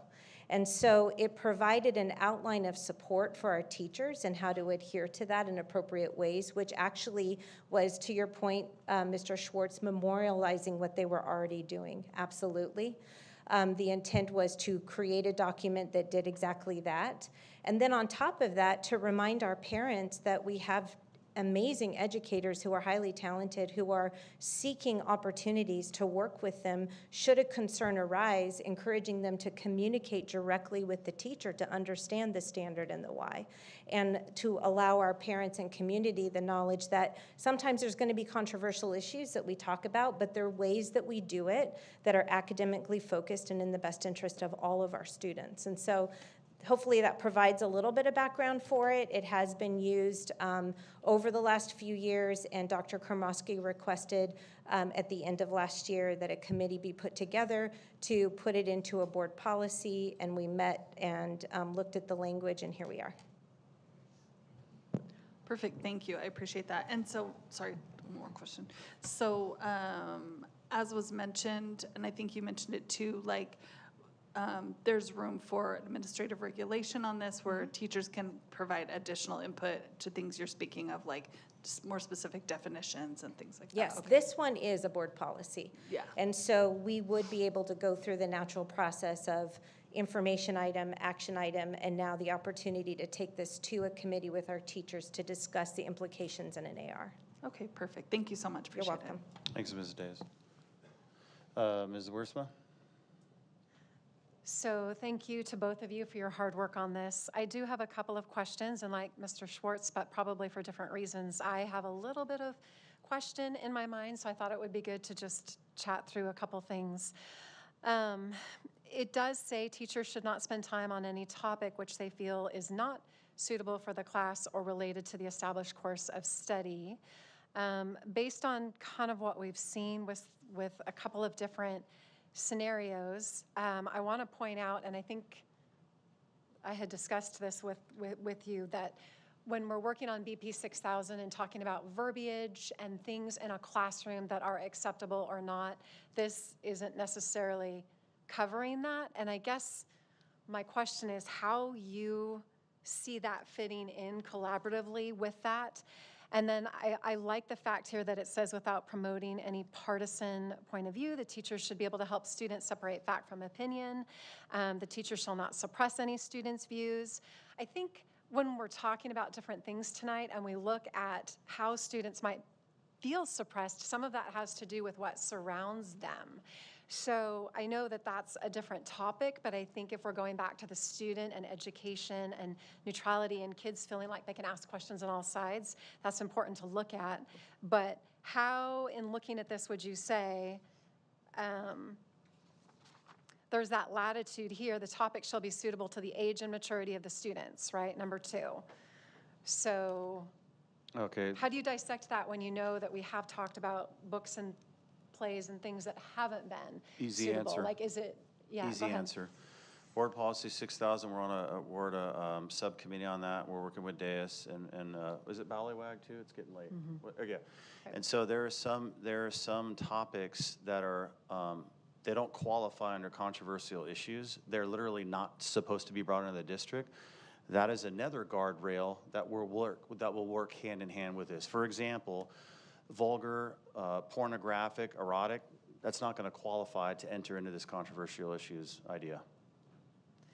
Yeah, I think that that's important to state, because what I don't want to do is try to clarify things and move forward, but then create fuzzy space where people aren't sure. So I think that's important to make sure we know there's going to be high standards that we have and expectations, while at the same time there is room for subjective thought. Because yes, our teachers, we want them, especially as the students get older, to be able to feel like they've got some latitude, but we still have to clarify that understanding too. So if we can do that hand in hand, I think it'll be important. Absolutely. Okay, do we have a motion and a second? Oh, I move to adopt this. Do we have a second? Second. Second by Mr. Schwartz. Any post-motion discussion? Okay, Lene, would you please call the roll? Gonzalez, Aye. Barclay, Aye. Schwartz, Yes?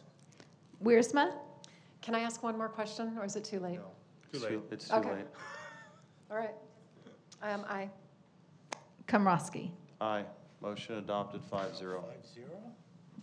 That's 2 tonight. That's 2 tonight, 5-0. Again, thank you, Mrs. Deus, Joe Balawag, for all the hard work that we put into this. Very excited. 5, board governance and planning calendars. I believe Dr. Velez was going to talk about this more. Didn't we go through this? We did. Correct. So at our last board meeting, we talked about this. Thankfully, everybody gave input on the topics that they would like to hear for our study sessions, our info items. And so this is the revised document for now your approval to move forward with our board meetings throughout the remainder of this year in terms of what you guys wanted presented that we put on the schedule. So this is for the vote. I was going to ask, I did hear a request tonight, and I thought it was valid on some of the AI, the chat GPT and all of that stuff. Is there already a spot in here that we think that might already fit into? Good question. I would love to hear more about that. Yeah. Yep. It was kind of a curveball, but when I heard it, I thought it would be you're right. great. It's a to- Very curveball. important. I agree.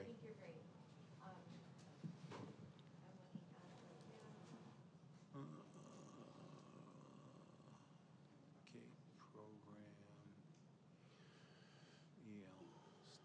hiring, recruiting. Mr. Gonzalez, my answer is going to be yes, but I'm going to, for the sake of time, I'm not going to quite say where, but I hear your request, and we'll make sure to work it into this, and we'll make it part of a presentation for the board. Okay. Good. Yeah, it's scary stuff. AI. Thank you. Oh, that's it. Do I have a motion and a second to approve this? Are we going to discuss after? Yeah. Okay. That's fine. Who's moving? Anybody moving? I'll move. Mr. I'll Gonzalez. second. Mr. Schwartz, seconded by Mr. Schwartz. Now discussion? Okay. Now discussion. 2 specific things I had asked for last time. So one is the MTSS, and we had kind of all agreed that would be on here, but we only got a written report, and I really feel it's super important because it's critical to so many layers of what's happening in our district to hear that report, because the written that we received was great, but I think we need more explanation of that. I mean, it's so much of what we discuss about what supports are available for our kids, how we handle behavior issues. That's been a huge discussion amongst the board.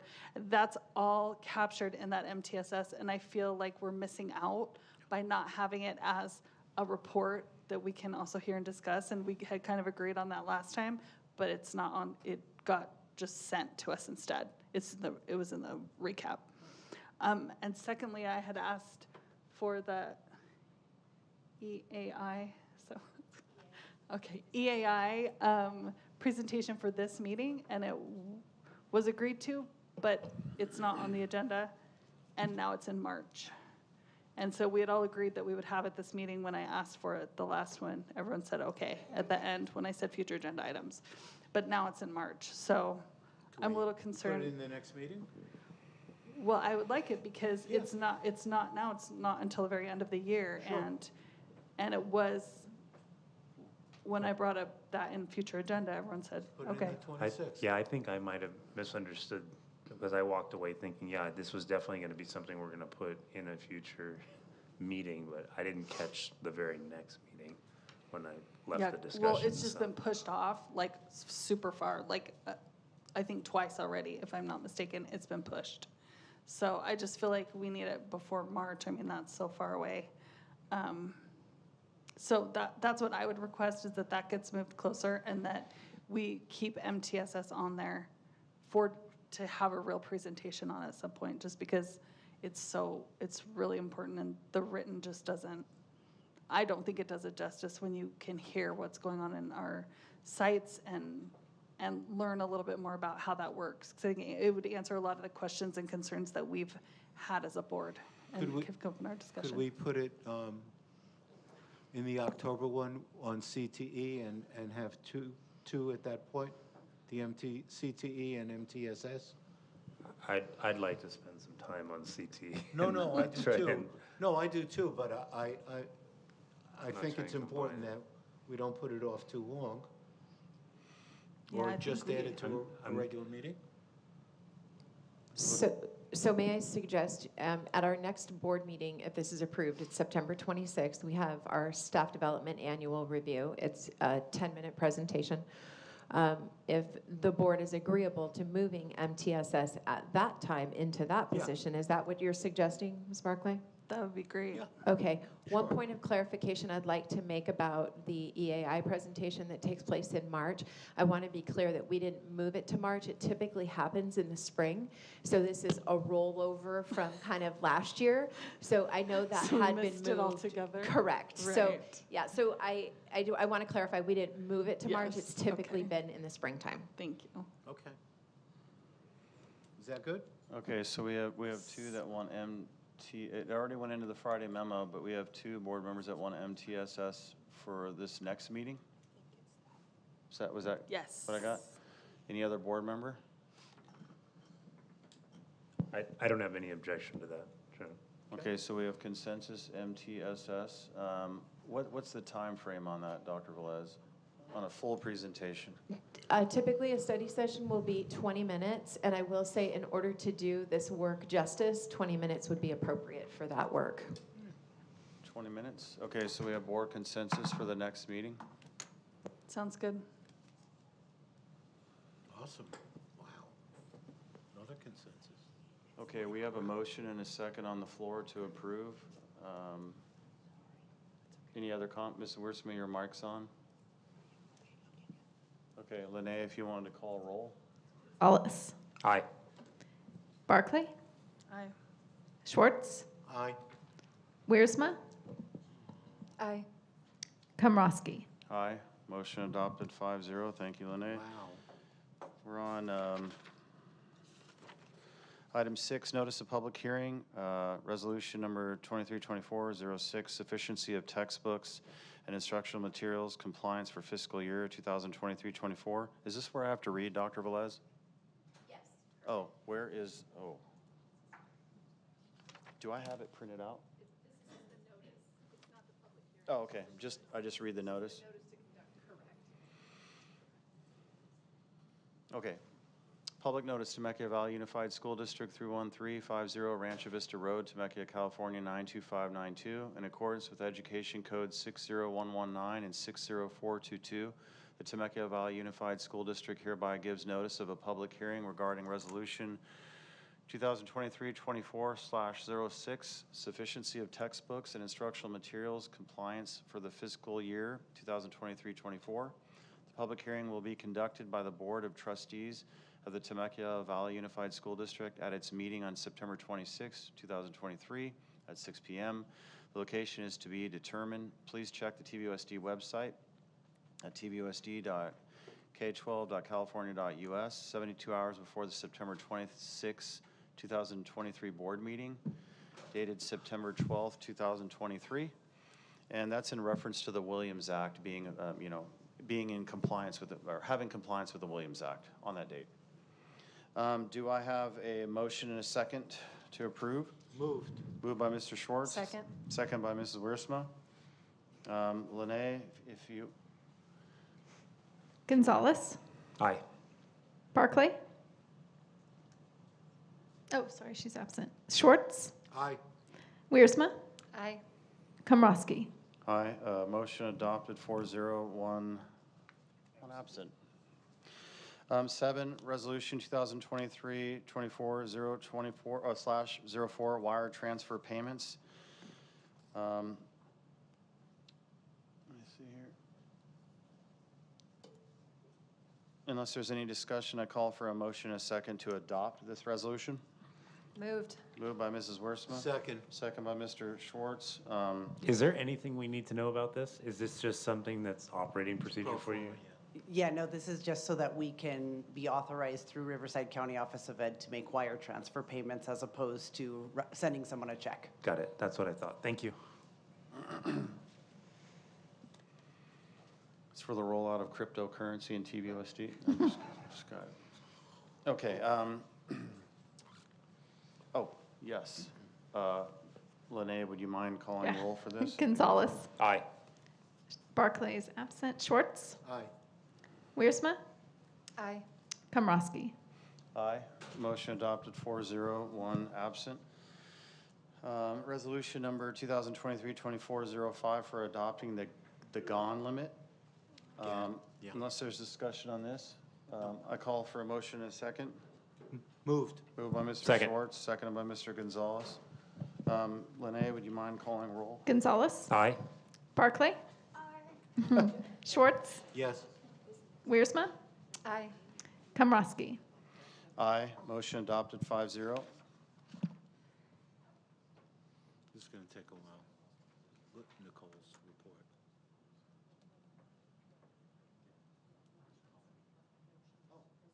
Oh, Mrs. Lash is presenting on unaudited actuals, financial report 2023, 2022, 2023.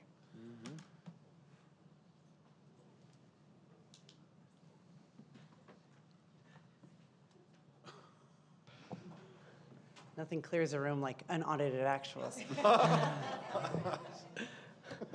I appreciate the not approving the strong financial background. That was a bit of job security when you took that out. So first, I'd just like to introduce my Director of Fiscal Services, who is here for the first time tonight. This is Cheryl Tukwa. Yeah, this is her first financial cycle, and you can tell she's not used to having to attend this late. She forgot her jacket. So with that, we are going to talk about the unaudited actuals tonight. And just to remind you where we are at in the financial cycle, the very first time the board was presented with this budget was June 2022. We are in the second to last time you will see the 22-23 financial statements. And we are presenting, so thus far, all you've seen is budget, budget, budget. This is actually where we ended the year. And they're called unaudited actuals because the auditors still come in, verify the accuracy of the financial statements. You'll see them one last time before January 31st. So let's get going. Remember, the last time you saw this budget was presented in June, prepared in May. So here are our revenues. You can see where we said we were going to be at that $406.8 million in June, and our unaudited actuals, we closed at $420.6 million. That's a large difference. You can see off to the right in the right-hand column, the main difference is in other state revenue. The next slide's going to go through the detail of what that $12.7 million difference is. Local revenue, we had two things come in that were different. We had $600,000 come in for Medi-Cal billing. So what that is the district gets reimbursed for the medical things that they provide to students. And they did, the Medi-Cal billing program did a catch-up from 2015-16 through 2020-21 of back payments owed. So it was to the tune of $600,000, which is great news. And then our redevelopment agency revenue was $400,000, it says 0.4 million, so $400,000 more than it's been historically. Also good news, since this is what we're going to use to pay down, pay for phase 3 of Summit Academy. So other state revenue, what was that $12 million? Well, a lot changed from what we heard at the governor's May revision from when he actually enacted the budget. So we'll just start at the top and go down. We've been talking a lot about the Learning Recovery Emergency Block Grant.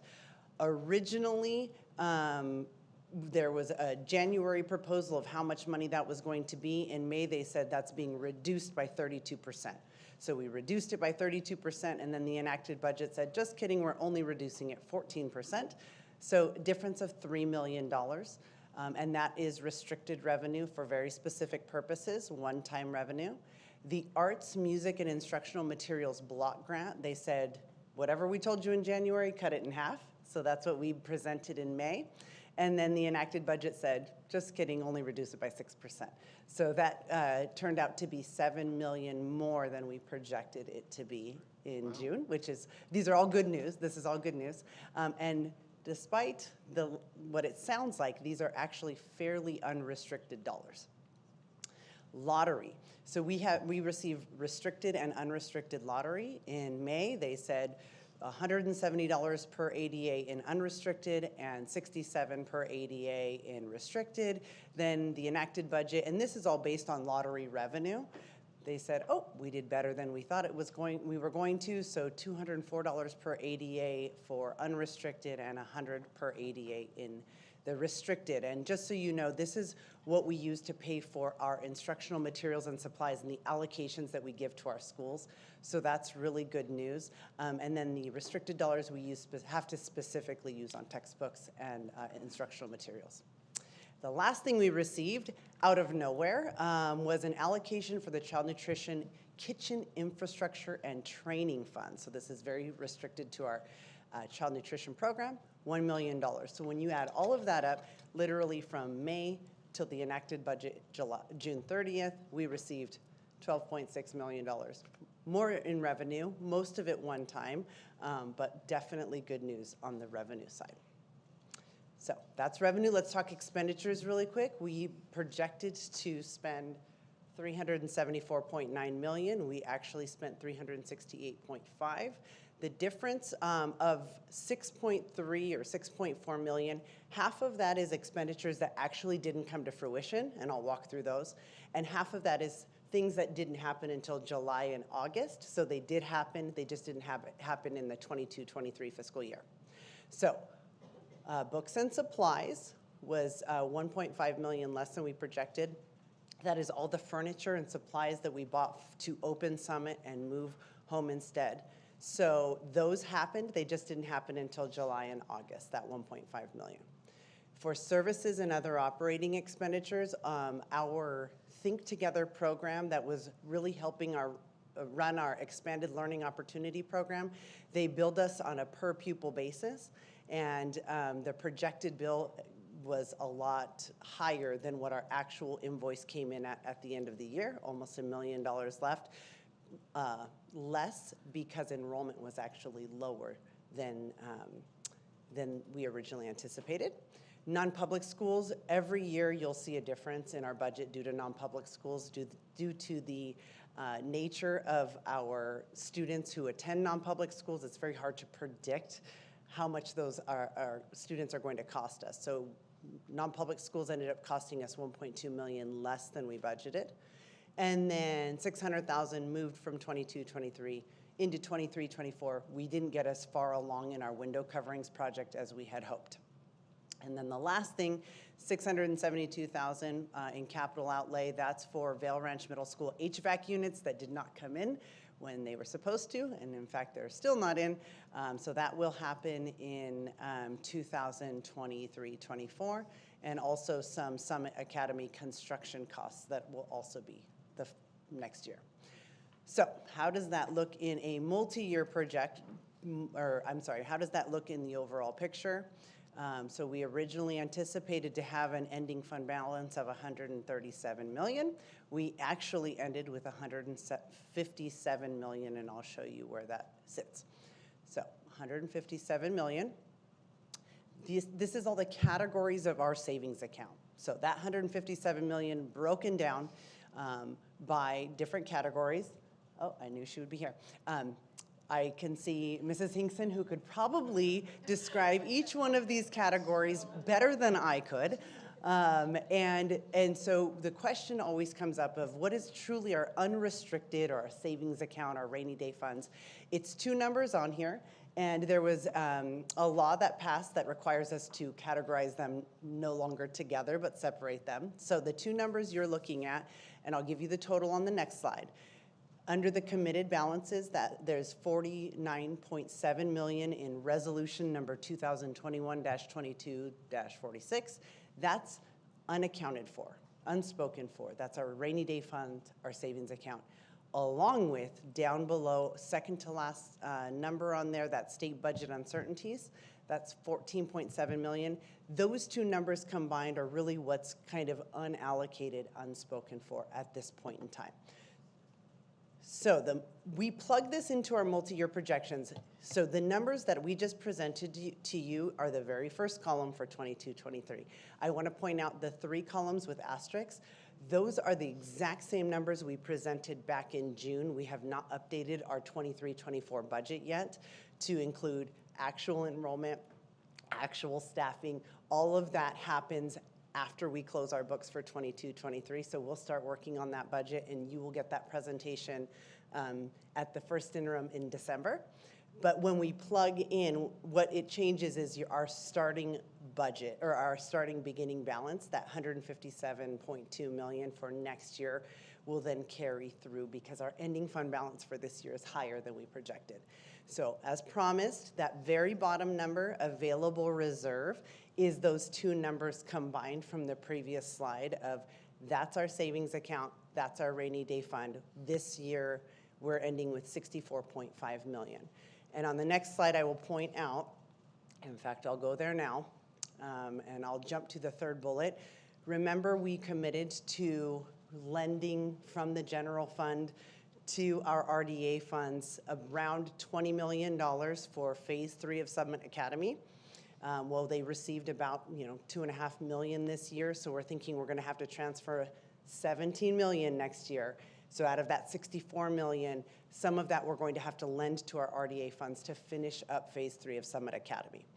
Also, this budget does not reflect any adjustments for compensation for 23-24, just as a reminder, and I think we were reminded tonight that we're at the negotiations table working through that process now. Very important, 2022-23 state revenue is still to be determined.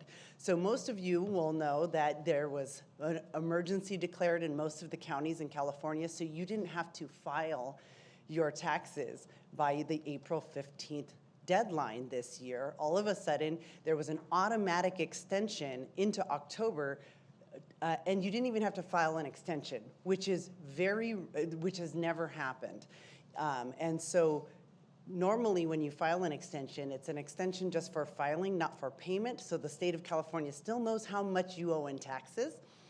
This year, because they said no extension required, you just can pay us in October, we have no idea how much revenue we're going to receive in October for 22-23. And if you think about it, the only people that didn't file in April are the ones who weren't getting refunds. They're people that owed.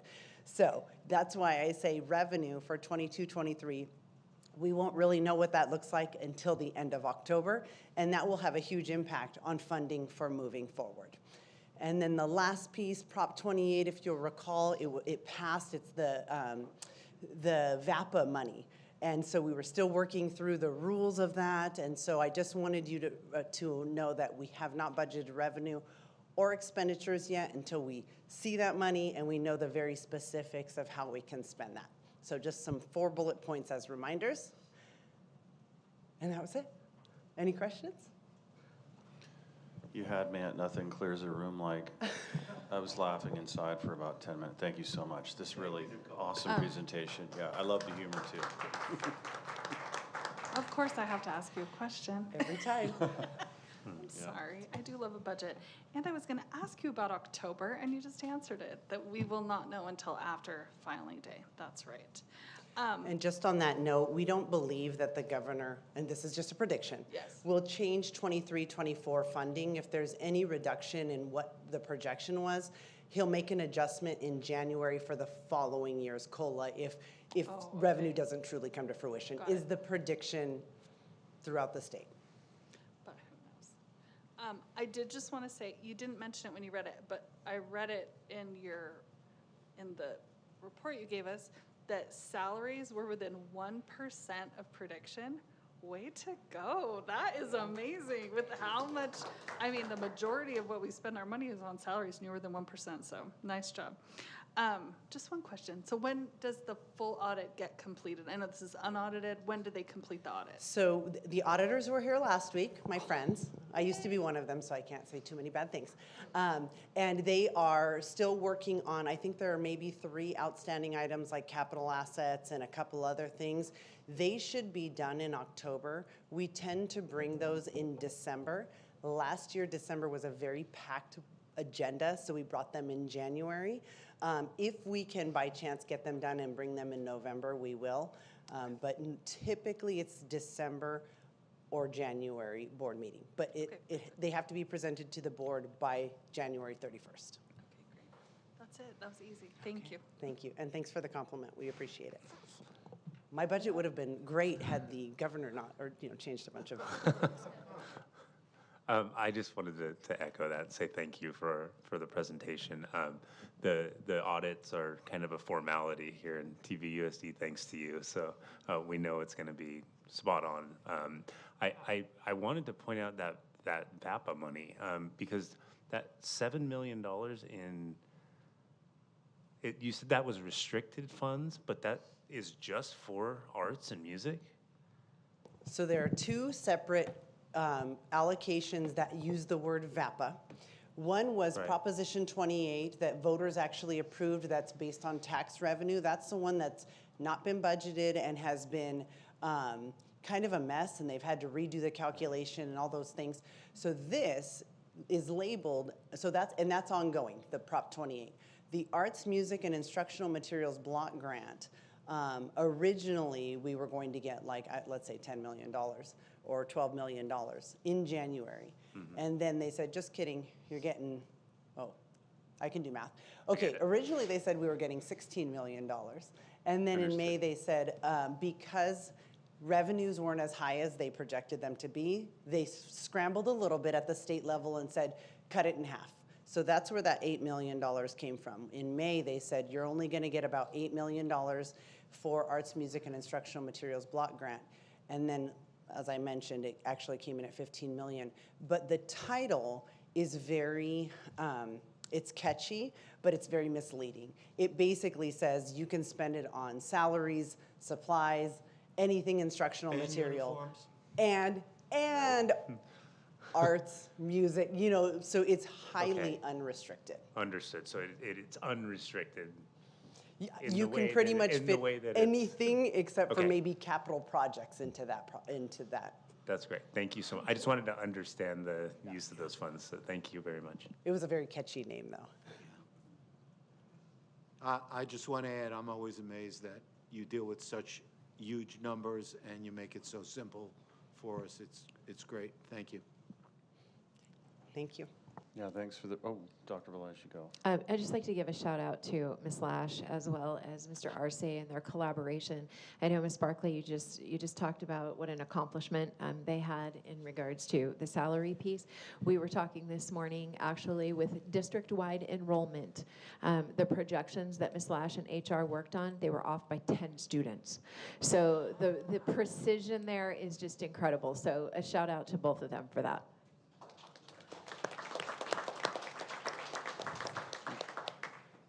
Yep, I echo everybody's sentiments. They did it for me. Thanks, Ms. Lash. Really impressed. Do we have a motion and a second for unaudited actuals financial report 2023? Moved by Ms. Barclay. Second by Mr. Schwartz. Lene, would you mind calling roll, please? Gonzalez. Aye. Barclay. Aye. Schwartz. Wiersma. Aye. Komrosky. Aye. Motion adopted 5-0. Thank you. 10, revised administrative job description coordinator, English language learner program. Do I have a motion and a second for this? Moved by Mr. Schwartz, seconded by Mr. Gonzalez. Lene, would you mind calling roll? Oh, unless there's discussion. Okay, yep. Gonzalez. Aye. Barclay. Aye. Schwartz. Wiersma. Aye. Komrosky. Aye, motion adopted 5-0. And last but not least, we're on board assignment for the 2023-24 school year. Is there anything that you have to present on this, Dr. Velez, or add? Okay. Do I have a motion and a second for this? Moved by Mr. Schwartz. Second. Second by Mrs. Wiersma. Lene, would you mind? Last one. Gonzalez. Aye. Barclay. Aye. Schwartz. Wiersma. Aye. Komrosky. Aye, motion adopted 5-0. And I know under, now we're on to the next section, N, information reports. Agreement for Advocates for Faith and Freedom. I think we have a comment. We actually have 4 board comments or public comments. 4, 2 or 3 minutes. What's the board think? What's that? I think 3's fine. 3? If it's only 4. 3 minutes or 2 minutes? 3? All right. Consensus, we got 4 comments, 3 minutes each. Okay, let me open this item. This item was actually submitted by a community member. There is a policy that relates to community members putting this on the policy. This community member did follow that policy, so it is on the agenda. And so it's open for public comment, and then the board can have conversation. Yep. First Thank you, up is Dr. Velez. Jean Femia, followed by Christine Massa.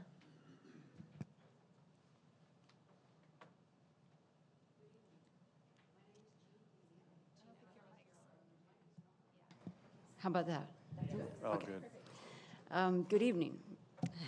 My name is Jean Femia. I'd like to repeat my objections to this contract with Advocates for Faith and Freedom for defense against a lawsuit caused by your resolution banning CRT. First, the contract is completely unnecessary. Lawsuit defense is covered by insurance the school district already has. No contract with any law firm is needed to defend it. Second, the contract binds the district to defending this lawsuit until all appeals are exhausted. That means that for many years, money, staff time and energy, and district focus will be squandered on a lawsuit instead of being spent on our children's education. And third, if the district, the superintendent, or the board ever decide to settle or not continue with the defense or with these attorneys, the district has to pay all costs the law firm was supposedly providing for free. So why did you approve this contract? Dr. Komrosky said, quote, "Me personally, I want this lawsuit to be destroyed. And quite frankly, if this goes to the Supreme Court of the United States, awesome," end quote. So again, let's be clear about what happened. This is not the president of the Temecula Valley School Board saying, here's an important way to spend district funds to help our Temecula students learn how to read and do math. This is a man saying, I want. But a trustee is a person who manages assets for the benefit of a third party. Trustees have a fiduciary responsibility to manage those assets in the beneficiary's best interests. In the TVUSD, the school board trustees, U5, were elected to manage school district funds not for what you want, but for our students' education. Please discuss this item realistically and act to cancel this contract immediately. Thank you.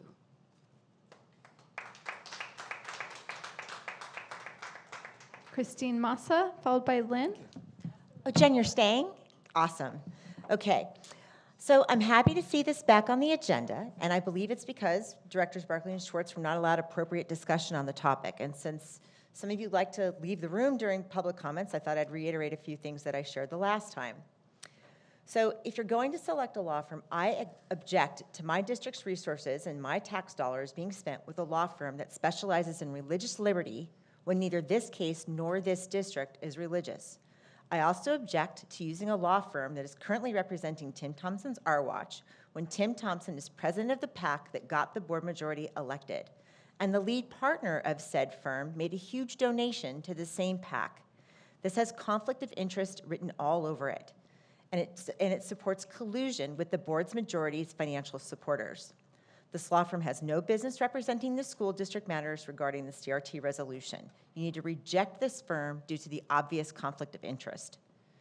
It's also objectionable, as Jean mentioned, that their contract is presented with the false front of being pro bono, yet they are going to charge you all hard costs as they happen, and when you settle this lawsuit or lose it, you will owe them all the costs they had previously been giving you for free. I would further propose that there's a very easy way to make this whole thing go away and stop wasting this district's time, resources, and money. I request that the board entertain an agenda item at the next regular meeting to repeal the CRT resolution, and this problem will go away. But if you're going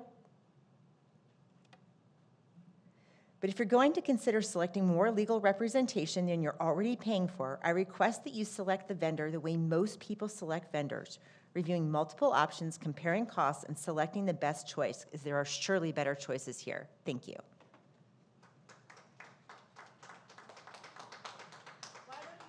Lynn? Followed by Gary.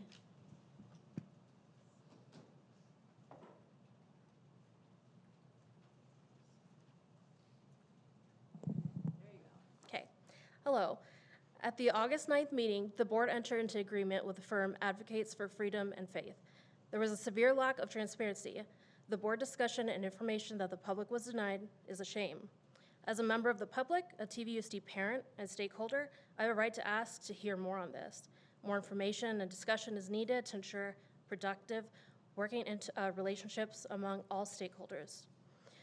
All board members are equal, and authority rests with the board as a whole, not with individual members. So I'm going to move this back a second. Per the TVUSD Governance Handbook, all members must be able to discuss and ask questions. After staff input, public comments, board members are encouraged to ask questions and explain their thinking related to the topic at hand. Once it's determined that all members have stated their perspectives and reasons behind their vote, it is reasonable to call for votes per CSBA's book Call to Order. So today, I would finally like to hear discussion from all the board members. As the Governance Handbook says, we should hear from staff. We should be hearing from the superintendent and her input on the contract. Business Support Services is responsible for the budget and finances, among other things. And I think it highly irresponsible to not hear from Ms. Lash. Ms. Lash should be weighing in with her evaluation of the contract to speak to any potential financial impact and potential future costs that the district might incur by entering into such an agreement. Surely I'm not the only stakeholder concerned with an agreement that will essentially hold TVUSD budget and finances up for undisclosed amount of time. Let's hear and discuss the numbers. Also, I'm not sure if legal is here to address any questions that the public had, like with the meeting that we had for the textbooks. That would be helpful, and also further help being more transparent with the public.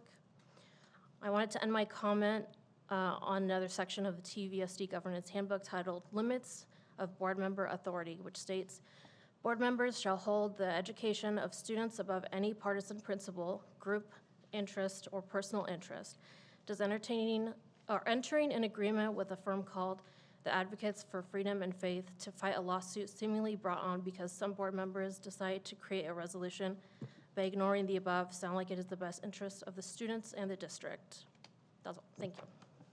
So I was opening up for discussion. Thank you. Any board comments? Gary? Is there a Gary? One more still? speaker. He left. Okay. Gary? Okay, thanks, Lene. Any board comments? Mr. Schwartz? Yeah, I was looking at the website of Advocates for Faith and Freedom, and it seems that they're more a political organization than a legal organization. I'll just read from what they say on their website of what they do. States have continued to pass laws that have undermined election integrity by legalizing ballot harvesting, eliminating chain of custody, solidifying universal vote by mail. Don't we have universal vote by mail in our state? Yeah, we do, but they're against it. Getting signature verification and ballot remarking requirements. We don't have voter ID in California, and we support the California Constitution and flag, I thought. Counties are given direct discretion to implement their own policies and procedures regarding signature verification. Wow. I would just go down to their statement on marriage. We believe in the creation and God as the creator. We believe that God created man, that he created male and female. As such, he created them different so as to complement and complete each other. I don't want to go on through the whole thing. I'm sorry. This is a law firm that has political, religious, and all kinds of views that are not part of law, and I totally reject them representing me and this district. I just want a point of order here real quick, because I'm confused about this. When I saw it on the agenda, I didn't understand exactly why we were getting an information item about this particular law firm, but this is absolutely not in the subject matter jurisdiction of this board. It was already voted on. I don't understand why we're relitigating this and why we brought this back. We're not taking action I on mean, Mr. just Gonzalez. to have this discussion all over again and say all the No. things that were said before. It's because, it's kinda- because we didn't finish discussion. That was why. And- It's, general counsel just said we can put this on information reports, and we can entertain conversation, but there's no action right now. We have to do this because a member of the public, as Dr. Velez stated, submitted this correctly. So Understood. Correct. Well, the only requirement and the only reason that we had to engage with this firm in the first place is because of TVA and the unions filing this frivolous lawsuit against us and having to defend ourselves in the first place. So if we want to end that and we want to end the contract with them, I would urge Edgar to drop the lawsuit. Okay. So I'm glad that we brought this back. I wasn't able to speak to it before. I was cut off when I had a few things that I wanted to bring up. I do think that this law firm, and I know you guys aren't going to change your mind, but I feel like I need to be on the record and represent those people who've reached out to me, many of them with concerns over this. I do think this law firm does have a big conflict of interest with our district, and I don't understand why we would engage in a public school district with a law firm that is clearly religious-based. And I think my biggest concern is that our attorney, Mr. Huff, did weigh in on this contract, and he sent a red line version to our board president, who did not pass that on to us. And Mr. Huff, when I spoke to him about it, he informed me about this red line version, and I asked him to send it to me, which he did. And he had recommendations for changes on this contract that none of us were privy to except for Joe. And that's a huge issue to me, because the role of the president is three things, and it's to facilitate the meeting, to sign documents, and one more that I can't think of because I'm talking right now, and to coordinate the agenda, sorry. But withholding information from the board, to me, is unacceptable. And maybe it would have changed the vote, maybe it wouldn't have, but we did not have enough information. So I think that the board needs to see this, because what he said was this paragraph where the attorney said that we would have to continue with their services, that we couldn't decide when the case would be settled. He redlined that entire section, and he said that's unethical. And this is the attorney that was chosen by this board as our general counsel, and we didn't hear from him about this. And that's where my concern lies, is that this contract is a problem. I have spoken to no less than 8 attorneys about this contract, and every single one says the same thing. This is not an ethical contract. So irrespective of whether or not you want to choose them as our representation, this presents an issue for this district long term. And I think that, as was stated, I had the same concern that whenever we see a contract, even though it says pro bono, we all know that there are costs that are going to be incurred on this, and it even says in here, will be charged for depositions or court fees or whatever, that we need to hear from from Mrs. Lash regarding that, like what are the issues she sees with the contract, or anything that she would like to say. So Mrs. Lash, would you mind just discuss like your perspective on this contract? I wasn't very prepared to speak about the contract, and to be honest, I missed that board meeting. However, I would never presume to know better than an attorney regarding contract law, and whenever there's items in question, we often work with attorneys to make sure that we get the contract we are looking for. My understanding is the board took action to get the contract that they were looking for, and so that's what was passed. And you know what I'm saying? So, so can I ask you about our JPA, which is our insurance, how they could be utilized within this contract or with this firm? But yeah, can you speak to that? So we do have a JPA for litigation, and JPA is essentially like insurance. And my understanding is that there is a way to get, if an attorney that the district is wanting to use is not an approved attorney through the JPA, there's a process to get them approved.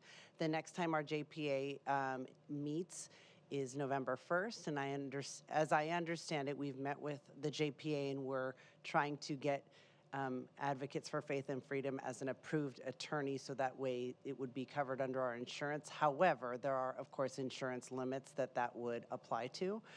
So I don't know if Advocates for Faith and Freedom would be open to renegotiating the terms of the contract or anything like that. But right now, as it's written, I don't have a way to quantify the financial impact of the contract. Thank you. So my oh, sorry, Jen.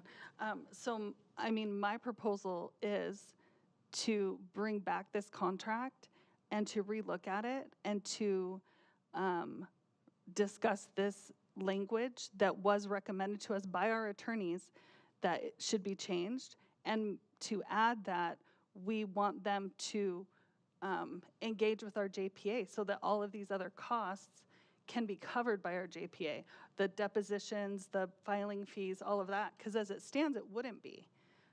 If they don't engage with our JPA, that will come out of our budget, which is direct to teachers and students. So that's my suggestion.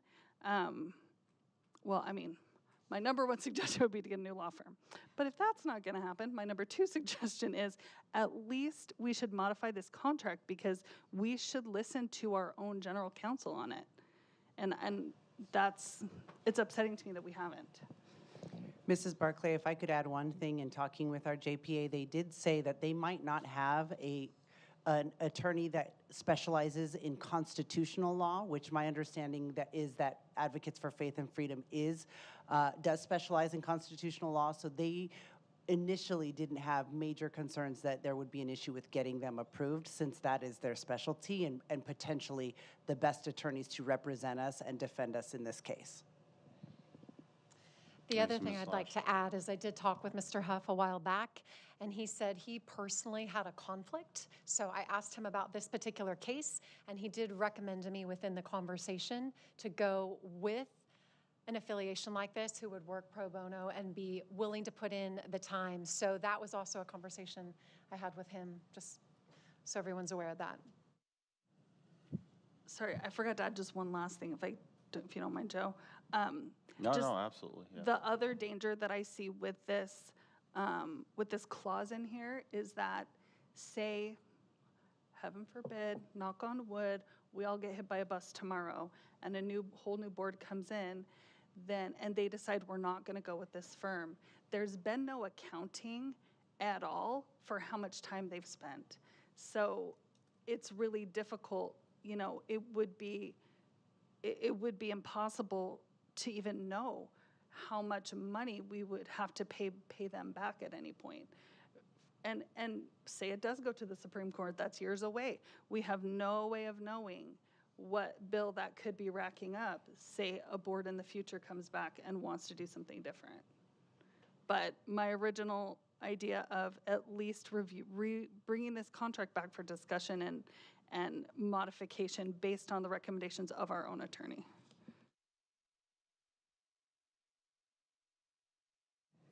Any other discussion? All right. Thank you for your comments. We're on to P, negotiations update. I'll be brief, Dr. Komrosky. We had a negotiation session with CSEA last week. We discussed several topics, including tiered rates, compensation, and other important matters, and we'll meet with them on September 22nd. With TVA, we have an ad hoc budget committee scheduled for tomorrow, and we'll meet with them for negotiations on the 18th. And that's it for me, Dr. Komrosky.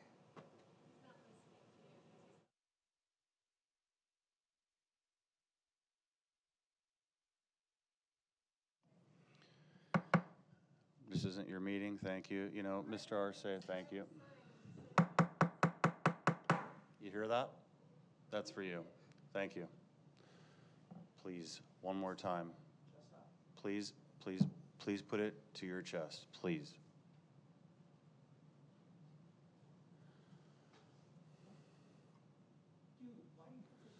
Thank you. Okay. Excuse me, presidential pardon, Mr. Arce. I was speaking with the general public. Would you mind repeating part of that? I apologize. No problem, Dr. Komrosky. We had a negotiation session with CSEA last week. We discussed several topics, including tiered rates, compensation, and some other important matters. And we'll meet with CSEA again on September 22nd. With TVA, we have an ad hoc budget committee scheduled for tomorrow, and we'll meet with them for negotiations on September 18th. Thank you, Mr. Arce.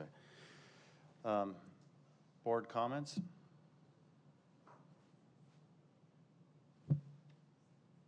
Mr. Gonzalez, no? How do we do it in this setup? Do we just like start flipping a coin? No, the same kind of lineup as before, like the roll call. Yeah, there you go. I'll be real brief. It's getting late. I just wanted to thank the folks over at Rancho Elementary Day Middle School for welcoming me. Since the last board meeting, I had some site visits over there with Dr. Velez. We got to walk around and meet some amazing teachers. I was particularly taken back by some of the math classrooms that we walked into and how engaged the students were, all working up on the whiteboards all the way around the classroom. It's a lot different than what I remember middle school math looking like when I did it. It was engaging, it was fun. Every student that I was able to talk to could actually explain to me in detail what they were working on, how they were finding. I think they were working on the area of triangles and some other math. But I found out afterwards that the students were actually a wide range of ability levels, and some of them were actually the more advanced, and then there was some other students that required a little bit more help. And she had created the lesson in a way that all of these kids were all working in the same collaborative space. You wouldn't know that any of them were working on different levels of math because they were all engaged, they were all working on the same thing. But it was just awesome to watch. I love seeing the actual instruction that's happening. It's the amazing things that while we're sitting in here usually yelling and screaming at each other, doing whatever that whole thing just was, it was kind of ugly to watch. But that's why we're here, and that's the reason that we keep coming back here. We keep having these discussions because that is absolutely amazing. I also got to see a lot of the programs over at Margarita Middle School. My first time visiting that campus, the campus was amazing. I actually got to talk to some of the students out there while they were on break, which I don't always get to do because we're usually there while they're in instruction, they're in the classroom, but we just happened to catch them out on break. A couple of the students were filming for their student newsletter that they do, and they caught a quick interview with me, and it was neat. It was neat to actually be able to engage with the students out there, talk to them about how their day went. So it was really encouraging. I'm glad to be back in school. I'm glad to be getting back to the things and the reasons that I got involved in this, which is the kids and focusing on what they need and academic improvements for them and for their sites and to support the teachers. There's been a lot said recently. I know I pick at the union quite often, and I don't discuss teachers and the teachers union as the same exact thing. I've been having conversations for these last few months with a lot of teachers, and a lot of teachers have told me that some of the actions of TVA recently do not represent those teachers. And we have a lot of amazing teachers that are either neutral or just don't want to be involved in any of this political garbage.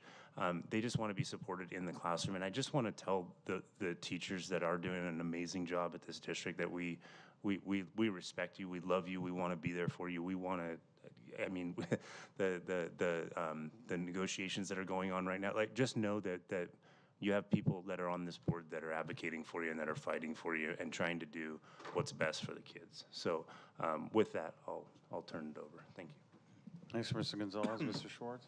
Yeah, I had a couple of busy weeks. I got to watch the opening of the Great Oak water polo season. The pool looks great. Thank you, Nicole, for getting the pump and getting it up and running. When we had that pump controversy, had a nice chat with the new coaches, both of whom are TVUSD graduates. Both coaches are graduates of Great Oak High School, so it was really nice. I got to talk to some of the parents and some of these students. Had a nice visit at Great Oak for the homecoming football game. Sat with some of the students from the band and talked with them about what their future plans are. Some of them are seniors. Talked about where they want to go to school, what they want to study, and that was quite amazing and really interesting. Went to Tony Tobin for their first responders celebration. That was great. They had a fire truck there. They had firemen. They had a motorcycle policeman. Some of our SROs were there to talk to the kids. We had policemen from Corona and Escondido and all over. I also went there because one of my friends has a child who goes there who's in special ed and who needs a lot of support and help. So I did go to visit him. I spoke with his teacher, and I had a nice chat with him. I've gotten a lot of really positive emails from parents and teachers about how the year started. Unfortunately, I've also gotten some very sad ones about parents whose children are having difficulty. And I don't want to go into the specifics, but I encourage those people to go into the schools and talk to the principals. Please don't post stuff on Facebook. Please don't come to school board meetings when you have a problem with your child's teacher. Please make an appointment with the teacher. Sit down and talk to them. Make sure you understand both sides of the issue. If that doesn't work, talk with the principal. And if that doesn't work, we have district staff who are happy to talk with people and resolve their issues. I'm sorry, this is personal, and I'm going to talk about it. And there's a Facebook group out there. I'm not even going to mention their names. They post disgusting and derogatory things about people. And I'm one of the ones that was posted. First, I was called a neo-Nazi Jew.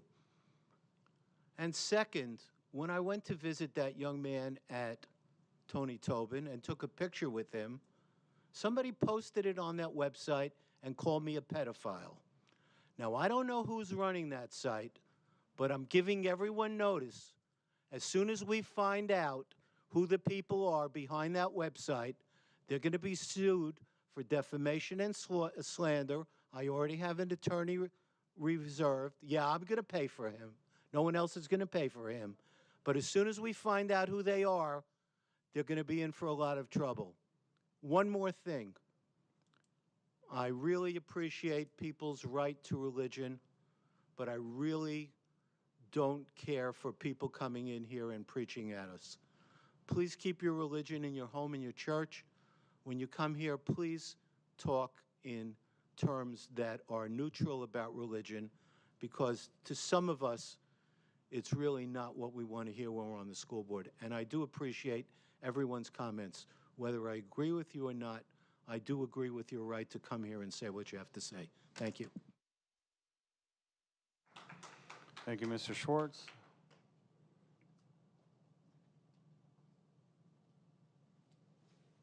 Ms. Wiersma?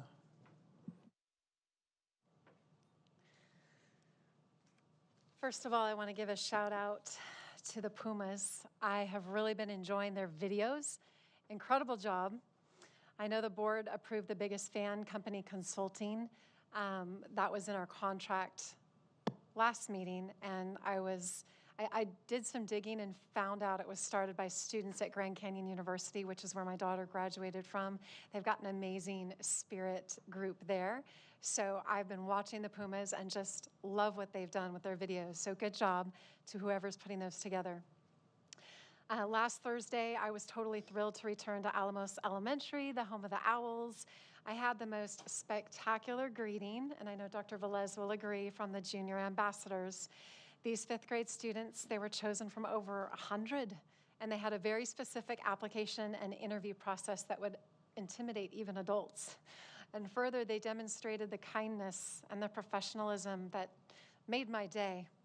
It exemplified the golden leadership that goes on there with Mrs. Ainsworth and her staff at the helm. Great job. I also want to say they've got some exciting news. They have a huge group of dads getting together to be watchdogs, and I love that because that's what we all want to see, is parental involvement and them being extra eyes and ears on the campus. So thank you to Alamos for doing such a great job. I also want to send out a thank you to Chuck Washington's office for hearing my request back in May and setting up a traffic and safety town hall in French Valley. It was great to see his work come to fruition. It was awesome to speak with Captain Penner about the possibilities of coordinating some solutions for the traffic congestion. So I've got a couple emails I'm going to send your way. Mr. Vickery, I appreciated you being there as well. And we're hoping to kind of coordinate on e-bike safety because we all know the kids have been getting on these and zipping so fast that we're starting to talk about what we can do to make sure that our kids and our roads are safer. I want to speak real briefly to the statement tonight. It was kind of a royal slapdown by Mr. Enriquez, and what I want to explain is that I had the awesome opportunity, it was actually the best moment I had this week, to respond to a parent, and instead of going with the rumor mill and looking on social media, because I think a lot of times we all make that mistake and jump to conclusions, and I was in my workout clothes, decided to head into the school and just walk in to see for myself, because I'm tired of the rumors and all the slander and all the libel and everything that goes on. I wanted to see. And when I walked into the office, I was greeted wonderfully. I went to the library, and the two librarians who were there weren't busy. I didn't want to take their time, but I spent about 20 minutes with them, and it was absolutely one of the most golden conversations that I've had as a trustee, because I asked firsthand, this is what I've heard. Can you explain it to me? And they did, and it was amazing because I told them, look, in humility, I am here as one trustee, not to get on your back, not to tell you what to do, not to tell you to take something down, but here's what I'm hearing, and can you explain to me where things are at with the library? So they went through it, and the most refreshing thing that I found from that is that we all agreed at the end of the conversation that our kids should be kids. We don't need to have 6th, 7th, and 8th graders talking about activism, and we clarified thoughts behind the book ban and what could we do to explain the context, and then could we have it the week of instead of 2 to 3 weeks prior. But I said, if you're jumping on things because you want to be organized, I get it, but in the context and in the conversation and in the community with what's going on, I think it's important to be sensitive to it for our kids, for our teachers, for our staff. And so I want you to know that was the heart of why I went in. It was a 20-minute, half-hour conversation. And so it wasn't a specific appointment, and I have so enjoyed the tours that I've had with Dr. Velez and others, but I'm telling you what, for accountability in the district, there should be opportunities for a trustee to stop by. And I know what best practices would be. I want to make sure I'm affirming people and planning ahead and not going above board to make someone feel uncomfortable. But you know what? It's important that as trustees, we do ask for accountability. And that conversation that I had as I came out, I went, you know what? I did do something that I don't regret. I don't care how much you want to excoriate me, how much of a slapdown you want to give me. I'm sorry if somehow that maybe didn't work with a bylaw, but as a citizen and somebody working with a parent, that's what I needed to do. I feel like at times we're in the Wild West where there aren't parameters right now with what goes on in the community, right? It does seem that way. But what I want you to know is At the end of the day, I shook each of their hands and the principal, and you know what he said? He said, Jen, this was great because what we really need to do as a district is figure out what we're going to do in a structural, uniformed way, and I'm going to talk to the district office. So thank you. Now, yes, maybe he just told me that because he felt like he had to, but it was that genuine, organic, real conversation that makes me fight for wanting to be a trustee, for parents, and for people to do it better. So I think Plato said the person that speaks the truth is hated the most, and I know I don't get it all right, but I do make it a principled effort to try to speak truth and to love people along the way. And that absolutely is the case. And I want to tell you, parents that are listening tonight, there's a lot going on, and you need to kind of decide, do you want to listen to what the unions are saying? Do you want to listen to the community activists? Do you want to listen to this board majority and figure out, you know, I'm going to listen to Jen or Danny or Dr. Komrosky, and kudos to all of us because we did do some things together as a group. I love that. That is a golden moment. What's not golden, but what's going to happen is, Jen, are you having a bad week? Well, wait until it comes out that Aiden and Austin tried to rape my daughter. Okay? So that's what I get during a meeting, and I'm going to speak to it. That's what I get to go through. And you know what? I could fold and step away and say, you know what? None of this is worth it. My name, my family's name being drugged through, being stalked, I could totally make the decision to walk away, but it's not what I believe in. I believe in the community. I believe in TVUSD. I believe in the staff. Thank you for what you do. I know there's going to be these hard moments, and I'm sorry. But I want you to see the heart of what I'm saying is that I'm committed. And so if at the end of the day the community decides this isn't what you want as a representative, it's okay. Because, Mr. Swartz, I do believe in a God, and I believe he orchestrates our lives for a purpose and that he loves all of us. And that's okay with me. But in the process, I'm going to speak truth. Not be perfect, but I'm going to speak truth. So thank you. I know people are probably rolling their eyes, but this board comment time is the only time where I can really speak what I want to say, because I'm not getting covered by the press. They don't want to know the truth. The unions aren't going to tell the full context and story. But I'm trying to do my best. And I love you all. I love this community, and I'm going to continue to fight on for as long. Great event. I've been there before. I hope to be there again this year. Check my calendar, hoping I can make it work, but hopefully we can all get out there in our community, representing our district and the great things that are going on, and that we do see, and getting out on campus and seeing our kids and focusing on our kids, not on our different. That was in consent? Yes. Right, so this is a new contract with Claremont for student teachers, interns, field work experience. So we're excited to have a new 3-year contract with them and move forward with that, and that's always a mutually beneficial relationship with colleges and universities. So, yeah, we look forward to that. In their business department, do you know? Visited Paloma Elementary. That's fun. It's a close new board members. All of them go to Masters in Governance with the superintendent. A lot of superintendents were down there. In person, I mean, online it's cool. We're busy. You can do online, but in person, you learn more. You experience. And if you ever get a chance to ever go see that playground or would like to, I know that people would be happy to escort you. It's absolutely just a beautiful place.